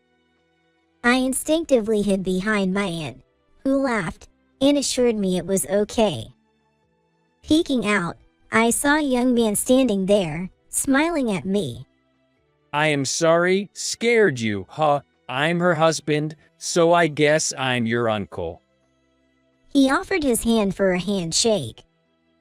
His kind face reassured me, and I shook his hand and smiled back. "You must be hungry, right? Dinner's ready. You won't grow if you don't eat up." Stop it. What are you, her mom? Listening to their cheerful banter, I couldn't help but laugh. Then my stomach rumbled, and the two of them laughed at me when I was embarrassed and shy. For the first time in a while, I enjoyed my dinner. After dinner, they let me take a shower, and even prepared pajamas for me. Then, invited into the living room, I found they had prepared hot milk for me. Hot milk, really? You're not too old for that, are you, Emily? Hey, elementary school kids love hot milk, right or not? Their conversation felt so comfortable and made me laugh, and they joined in. They laughed along with me. Then she asked me to sit down to talk, and when I sit down in front of the hot milk, my aunt begins to talk. Hey, Emily, how about you being adopted by us?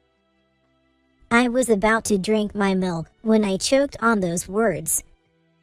Cough, cough, what? Sorry. I guess that was a bit sudden.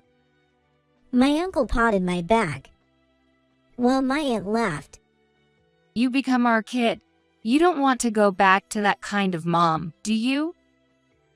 I pondered my aunt's words. I didn't hate my mom.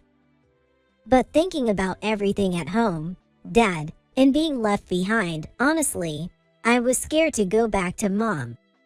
Actually, your dad had talked to us. What? I was surprised they mentioned my dad. Then my aunt explained in detail. The man with Mom was her affair partner, and Dad had known about Mom's infidelity. He was really worried about me. When Dad's illness was discovered, and it seemed he might not have long left, he asked my aunt and uncle to take care of me after he was gone. Hearing this, I couldn't stop crying, wishing more than anything to see my dad again. Your dad cared about you so much. He loved you dearly. My aunt said, comforting me with a warm hand. I silently thanked my dad in my heart. My beloved dad. The dad you always played with me. I decided I wanted to be strong, for my dad's sake. I want to stay with you, aunt and uncle. I said so, and they were both so happy to hear it. I need various procedures to stay with them officially, and it might take a while, but they assured me it's okay to stay with them in the meantime. I decided to do my best to help out around the house for my aunt and uncle. I helped with breakfast and dinner, and even with cleaning the bathroom and toilet, which made them worry about me overworking. Act like a kid and play, they'd say, so I decided to do my homework for the time being. Emily, did you always do housework at home? My aunt asked me about it during dinner. When I nodded, my uncle hugged me.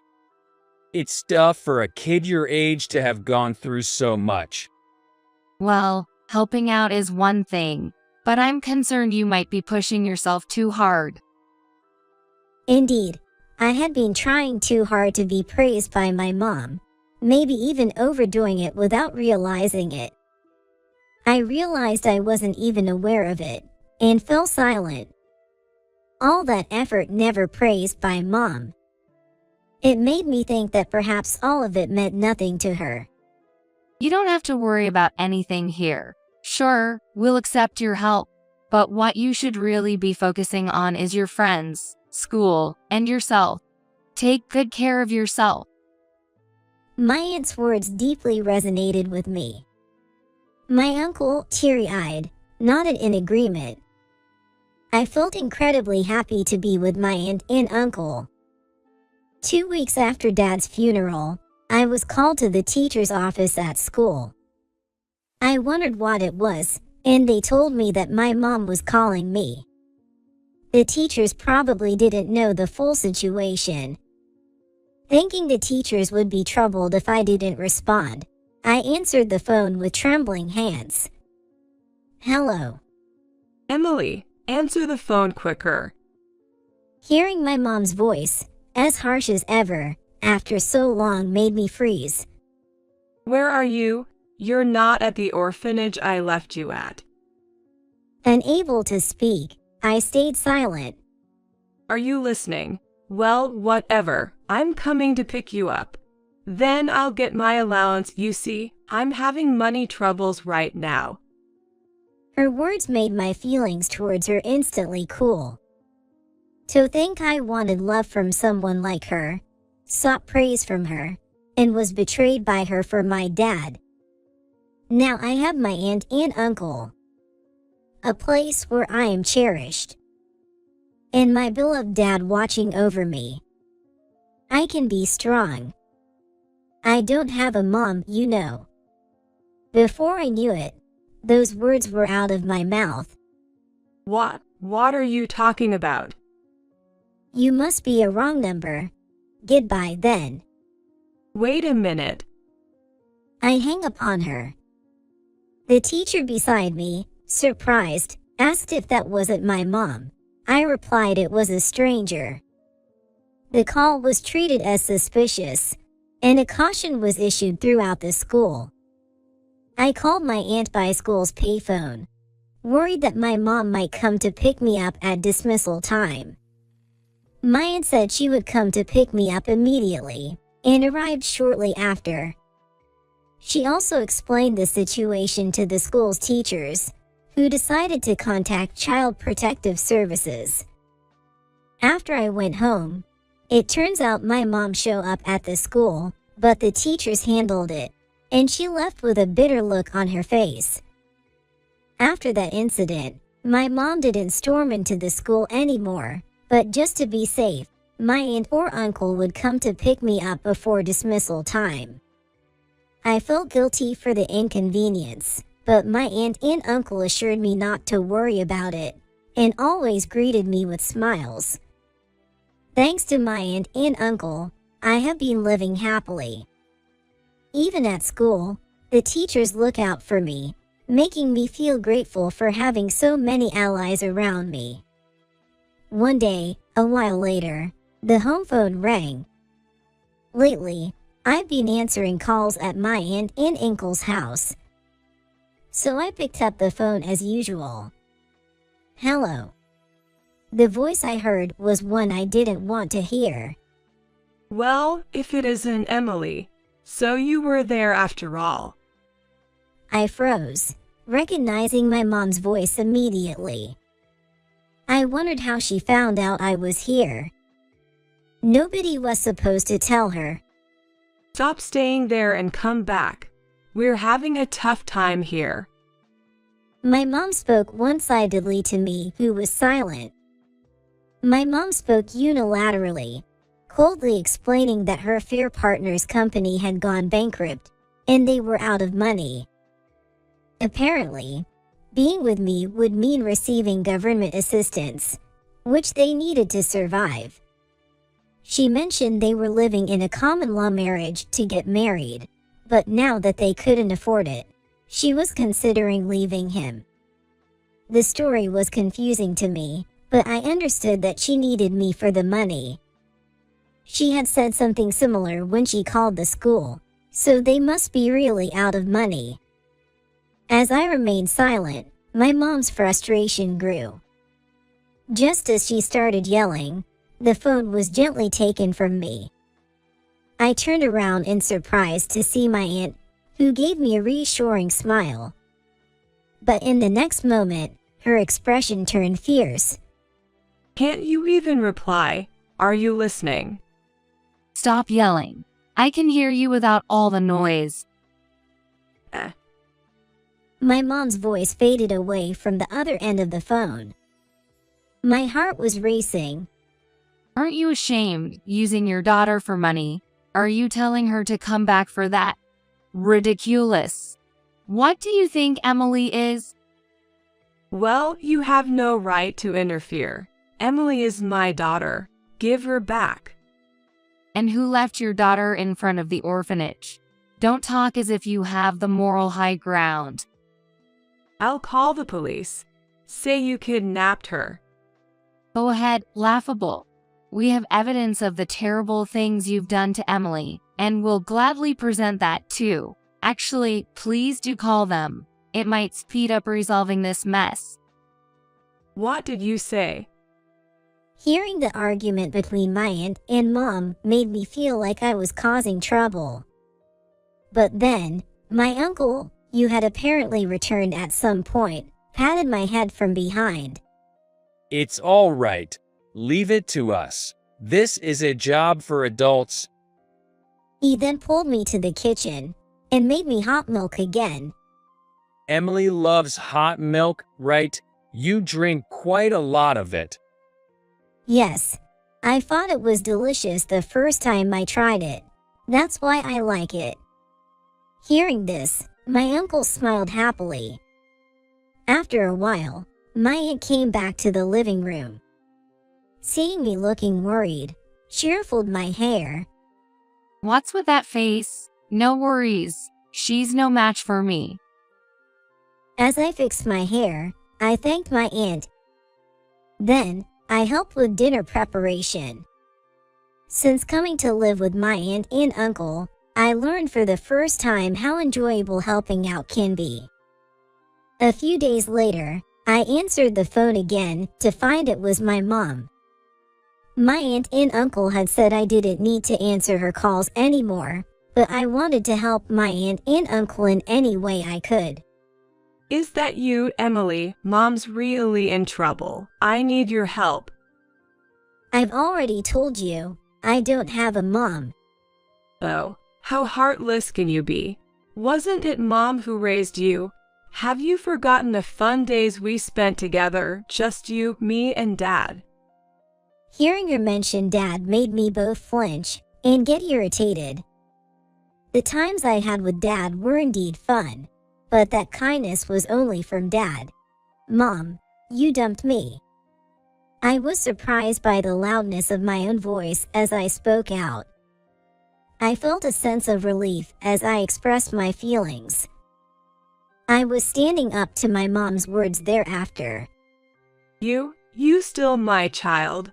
I didn't abandon you. I just left you temporarily. You said you were in the way. Go to an orphanage, laughing as you said it. Someone like that isn't my mom. Oh, that was. I was forced to say that. It's not my fault. Still, you abandoned me. So, I don't have a mom. If I were to say I have a mom, it would be my aunt. And my dad is my uncle. And my dad who went to heaven. You're brainwashed. Just come back without making a fuss. I was arguing with my mom while crying. But strangely, I felt lighter, as if I had been holding back a lot all this time.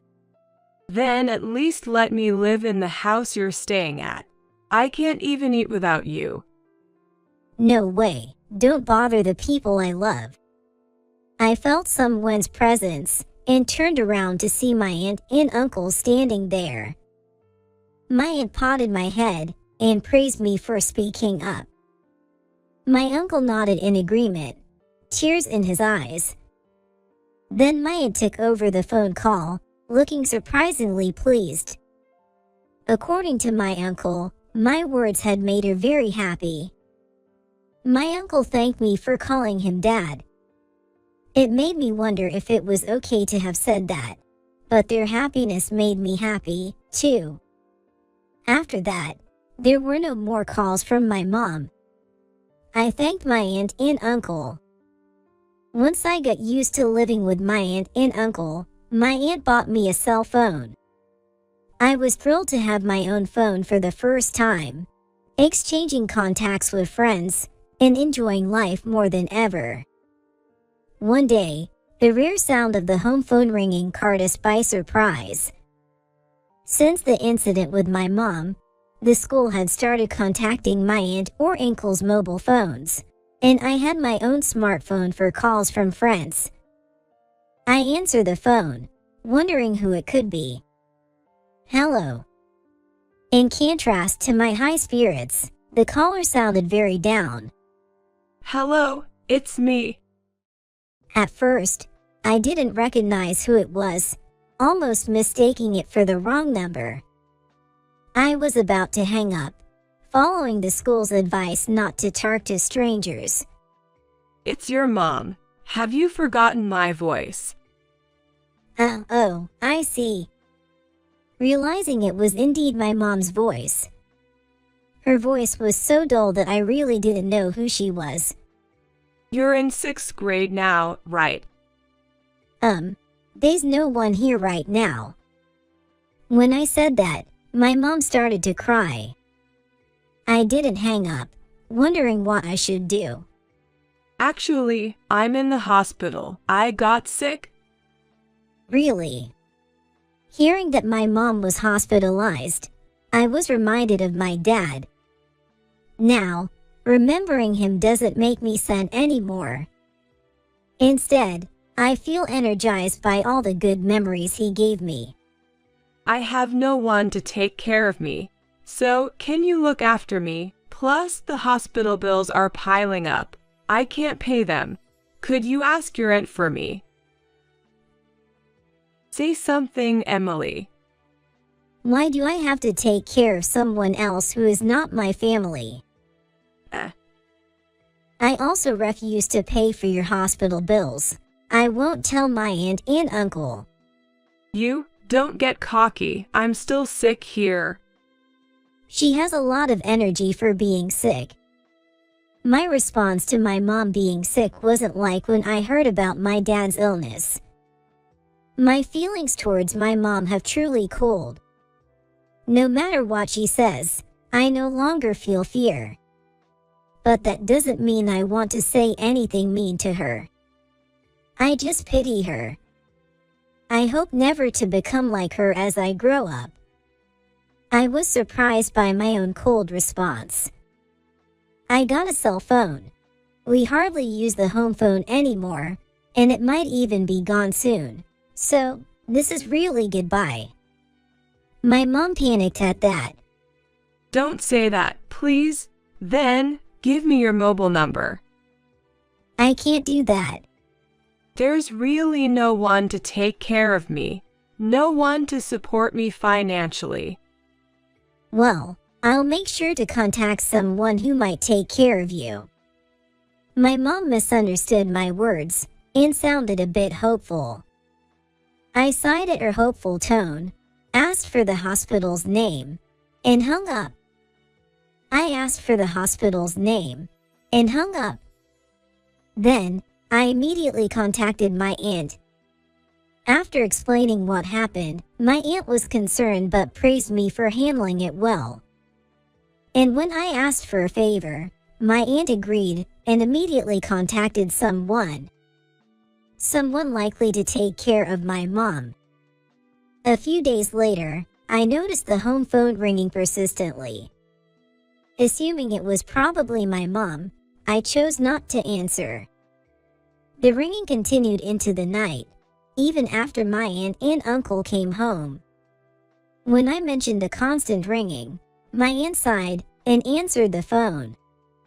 As expected, it was my mom, and my aunt ended up in a battle with her. My mom kept demanding to talk to me, but my aunt refused it.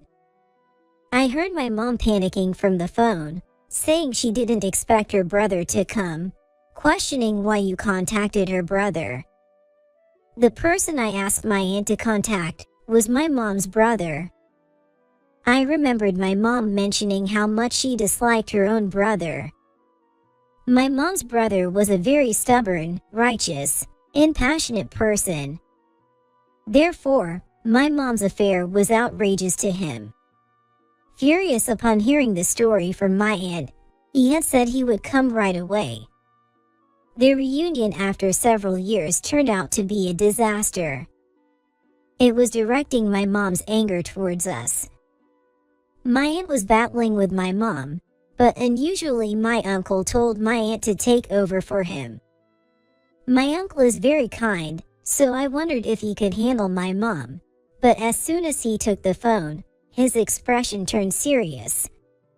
When he gets mad, he's scarier than me. My aunt whispered to me secretly. Hey, cut the crap. If you really want to talk that much, I'll come over. I'll make you apologize in front of Emily. Sick or not, I don't care. Be ready. My uncle yelled, and with a squeak, she hung up the phone. She hung up. After the call ended, my uncle returned to his usual self, smiling as if nothing had happened. What they say about people who rarely get angry, being the scariest when they do, is true. Afterward, my mom was forcibly taken to her brother's house. It turns out her illness was something that could be cured quickly, and she was able to leave the hospital soon after. My mom, who had anticipated a luxurious life with her affair partner, was now helping with farm work at her brother's place, much to her dismay. She initially resisted the farm work, but ended up working begrudgingly after being scolded by her brother. Of course, she could no longer afford brand name shopping, and was wearing hand-me-downs from the villagers. As for me, the legal procedures were completed, and I officially became the child of my aunt and uncle. They threw a celebration party for me, and I laughed more than I ever thought possible. And to my delight, I found out that I would be getting a little brother or sister next year. I'm so happy and excited. Cherish my family. That's what I truly believe from the bottom of my heart. This is an upscale residential neighborhood. What are you doing here? We live in that high-rise over there. This area isn't for people like you. I ran into my ex, who cheated on me with a rich, young woman, and they both looked down on me again. You're still plain and poor looking. By the way, my salary is $100,000. Your salary is $100,000. That must be tough. The unexpected reply came from my husband. My name is Sarah Johnson. I'm 28 and work for a ceramics company. It all started when we visited a pottery market during a family trip in middle school. Now, it has turned into my job. While I'm happy to have turned my passion into my profession, I've thought being single might not be so bad. But life is unpredictable. You never know what kind of encounters you might have. I participated in a pottery market and ended up dating David, who I met there and works for an event company. Sarah likes her work and puts a lot of effort into it, so she respects my job too. I feel I can build a secure home with Sarah. He said that, and since I had no intention of quitting my job, I thought we could manage well even after getting married. David often travels to event locations for work and is busy on weekends. Likewise, I sometimes have to work on weekends due to the pottery studio schedule. It's unavoidable that we can't meet on days off or sometimes cancel plans at the last minute. As a good-natured person, I noticed something wrong with him too late. David was increasingly canceling our plans for work and not showing up for wedding meetings. He stopped answering my calls. One day, after my business meeting, as I was heading to the station, I saw David across the street. It was a coincidence. I could go straight home today and wanted to have dinner with him after a long time. Thinking this, I ran after him as soon as the traffic light turned green. David, are you done with work? Can we go together? Next to David was a tall, beautiful woman with long legs, and they both turned around simultaneously. Moreover, the woman's arm was firmly entwined with David's. Hey, Sarah, what are you doing here? What a coincidence. I just finished my work meeting nearby. Are you still working? And who is this lady? It didn't seem like he was working, but I asked calmly. I knew his job involved interacting with many event hostesses and models. Well, this is Maria, a fashion model. Hello. She smiled at me warmly. She was stylish and cute, so she's a model, I thought. So it must be a professional relationship with David. I felt somewhat relieved. I didn't like seeing them arm in arm the whole time, but maybe that's normal for someone in her line of work. Hello, I am his fiancée, Sarah Johnson. I greeted her, And David made a face like he had swallowed a bitter bug, while Maria compared our faces and then burst into laughter. Is this your fiancé? Ahaha, oh no, what a coincidence. Coincidence? I told you to hurry up. Now's the time, make it clear right here. Nodding to her upward glance, he looked at me. Well, Sarah, I'm dating Maria. Excuse me? I'm sorry, but cancel our engagement. I'm going to marry Maria. Wait, what are you saying, David? We met at a festival event and felt it was destiny right away. That's right. David really pursued me, saying he'd break up with his girlfriend. She spoke nonchalantly. So that's how it is. Thanks for everything until now. Wait, David. Let's talk this over properly. But there's nothing more to talk about. What do you mean by that? My mind is made up. Maria, as you can see, is cute, stylish, and just awesome. She's only 24, young, and comes from a wealthy family. It's just that my dad is the CEO. So, I'm going to marry Maria and become her family's son-in-law. Are you quitting your job? I thought you liked your current job. It's what Maria wants, and it pays better. Please cancel our wedding venue. Don't worry, I'll pay for the cancellation since it's my responsibility. David, you're amazing. I just want to be with Maria as soon as possible. Wow, you're so cool. I nearly collapsed but managed to hold myself up. It was clear, no matter what I said, it was useless. She was right. David was more crazy about her. I understand. I managed to squeeze out the words. I must not cry yet. I don't want to cry in front of these people. Well, see you around. Keep working hard, getting dirty with the clay. What's that supposed to mean? They walked away arm in arm, laughing. 2 years had passed since I broke up with David, and I turned 30, still dedicated to my work. Now, I have no regrets about that man. In fact, I consider myself lucky that I didn't end up with a cheating spouse after marriage. I felt energized when the pottery I designed came out of the kiln. There was someone who noticed me in this state.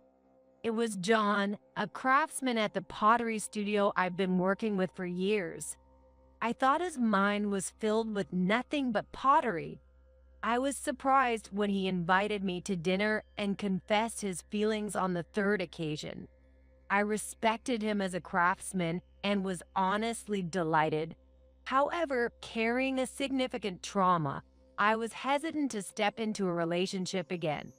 So, I shared everything with him. I had announced my engagement at work and to the pottery community, so he knew about the broken engagement. He listened quietly and then gave me his usual gentle smile. That must have been tough. Yes, it was. Actually, I was shocked when I heard you were getting married. But I thought it was natural for someone as wonderful as you to have a partner, and I blamed myself for not making a move.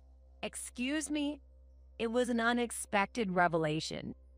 When you forced a smile, saying your engagement was called off, I wanted to support you immediately, but I thought you needed time. I wanted you to keep making good pottery to help cheer you up.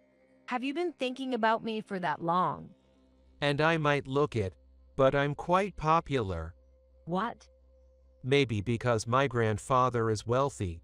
I've been approached by very beautiful women and have dated some, but I never felt thrilled by them. I enjoy working with clay much more. Is that so? He spoke earnestly and straightforwardly, not bragging or joking. As I found this aspect of him intriguing, he looked at me intently. Sarah, you're the first person I've ever wanted to make happy. While feeling a chuckle rising, my heart warmed up. I thought to myself, I'll be fine with him, and naturally said, I'm happy. Thank you. A year later, John and I got married. Everyone at the company and the pottery studio congratulated us. To keep working, we initially lived in two places.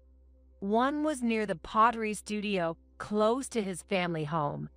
I had heard his grandfather was wealthy, but I was amazed by the size of their mansion. We live in a part of it.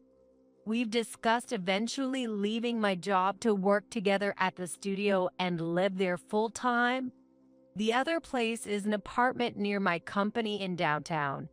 The apartment still needs more furniture, so today we went to a nearby interior design shop. That's where the unexpected encounter happened. Not a pleasant one. As we were looking at sofas, a voice from behind said, "Is it Sarah, the plain woman there?" "You're David." More than 3 years had passed, but I could not forget him. My ex-fiancé David stood there with his wife, the model Maria. I knew they had married, as she had been flaunting it on social media and magazines. Yet, Maria seemed less charming than before, her expression harder, or maybe just different. I've also noticed she's been less visible in the media recently. David was smirking, but his face seemed to lack vitality. "This is an upscale residential neighborhood. What are you doing here?" "Oh, do I need a permit to shop in an upscale area?" You don't live around here, do you? This store is expensive, not for someone like you. Exactly. You still look plain and poor, just like your beloved Clay. I didn't expect an apology for the past, but I was tired of his condescending attitude. Right? If a tacky person like you comes here, it degrades the store. People might think we are poor too. Did you come all the way here? By the way, our home is in that famous high-rise over there. And it's on the 25th floor.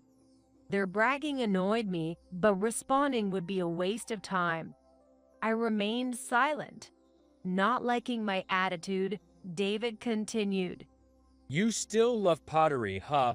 You look as poo as ever. By the way, I make $100,000. He moved into that tower for me, working as my father's son-in-law. $100,000. That must be tough. What? The sudden speaker was John. I was so surprised that I echoed his sentiment. I'm a little worried about you. Hey, who is this guy? David noticed my husband and asked. Nice to meet you. I'm John Smith. It seems my wife, Sarah, used to know you. The couple looked shocked for a moment, but then smirked at my husband. Wow, you got married. Well, a perfect match for plain folks like you. He is such a spaced out person. Didn't even notice him here. What's with that must be tough anyway? David glared at John. Because you live on the 25th floor of that tower, and your income is $100,000, right? That's right. My income is $100,000. David popped up. Seeing you all decked out in brand names, I can't help but worry. No offense. Are you mocking me? Just because you're poor doesn't mean you can make irrelevant remarks. Sadly for you, I'm not having any trouble. Is that so? Your wife doesn't look too well, though. Everything all right? Hey, Miria, what's wrong? Nothing. I'm okay. You wouldn't understand. A number like $100,000 is out of your league. What about you, making $10 an hour? No, I'm not on an hourly wage. I'm not employed in the traditional sense. I stay at home. So, you're unemployed. Sarah got married only to be someone's cash cow. Wait, that's not right. Please don't insult my precious Sarah. A freeloader husband has to defend his wife, I guess. You're jobless and yet so weird. They continued to look down on us, misunderstanding the situation. Sarah, let's go. We shouldn't bother with these people who have no future. Yes, let's leave. John took my hand, and we walked away from there. Pathetic losers. Don't come around here anymore. Don't pretend to be locals. We live in the President Tower. As my husband responded, the two burst into laughter. Don't lie because you're so upset. Everyone knows the name because it's super famous. The highest around here. No way a jobless person could live there. Ignoring their loud laughter, we walked away. I can't believe we met them here. I'm so sorry, John. While walking, I apologized to him.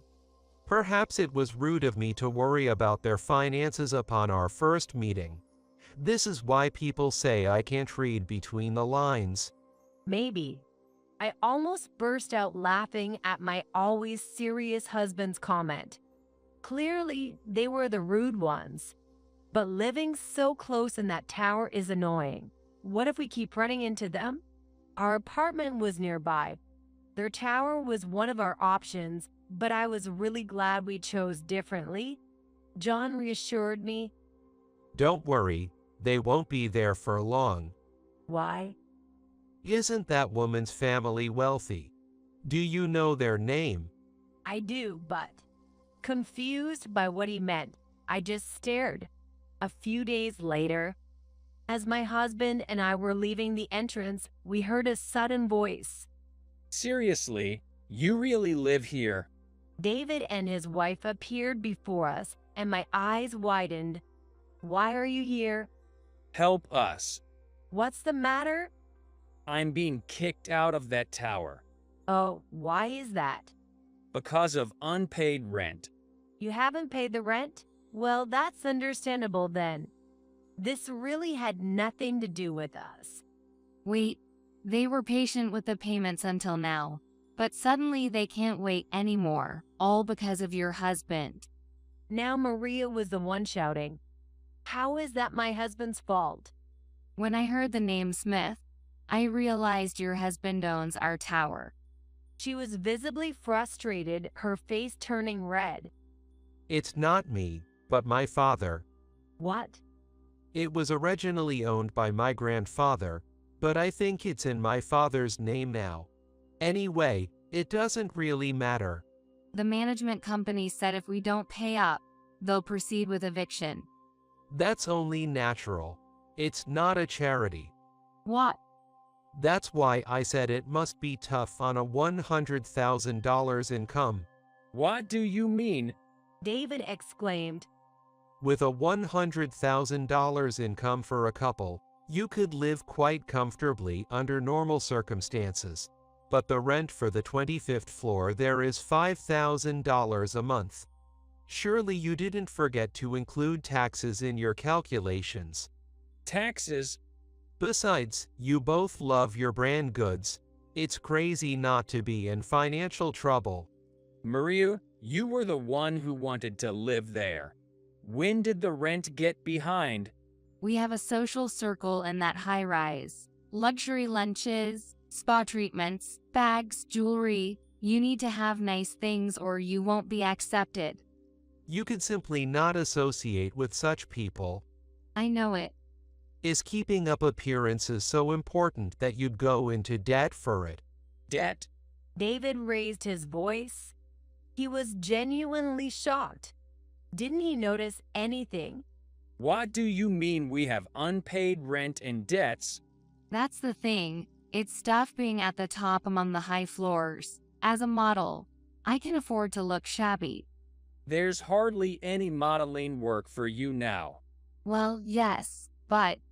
So that was it. No wonder I hadn't seen her around lately. The industry seems tough, with new, young faces constantly coming in. As I murmured, Maria glared at me fiercely. Shut up, you plain woman. Damn it, Maria, you said you'd handle the finances, and you didn't even pay the rent. David confronted Maria angrily. Her family is wealthy, right? You always boasted about it. Why not ask them for help? I said with a hint of sarcasm.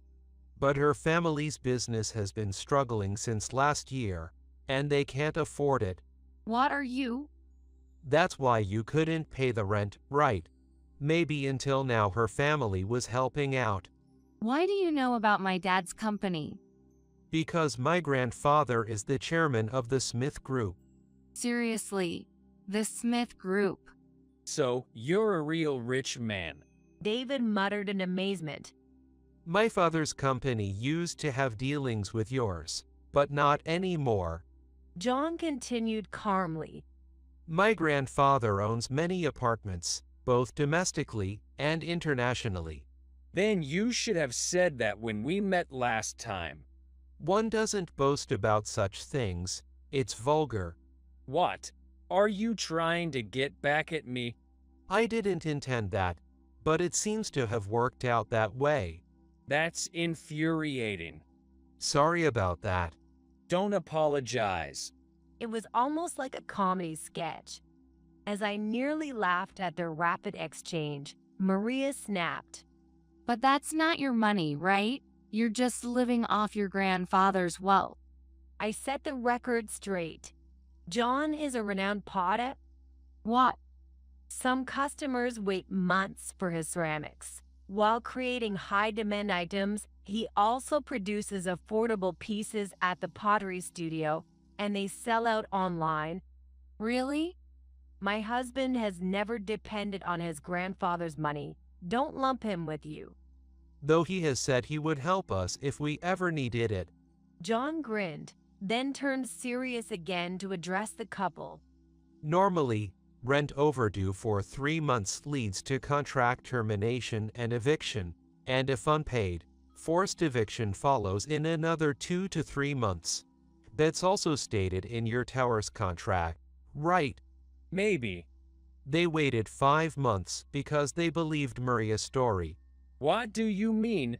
I heard that her husband is sick and has lost his income, so she was crying for the rent to wait. What, Maria? What the hell are you doing? But it was a lie, and there were debts from lavish spending. I've reported this to my father and grandfather.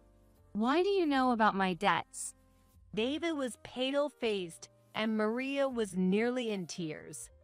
I looked into it myself. John said nonchalantly. I knew about the past from Sarah.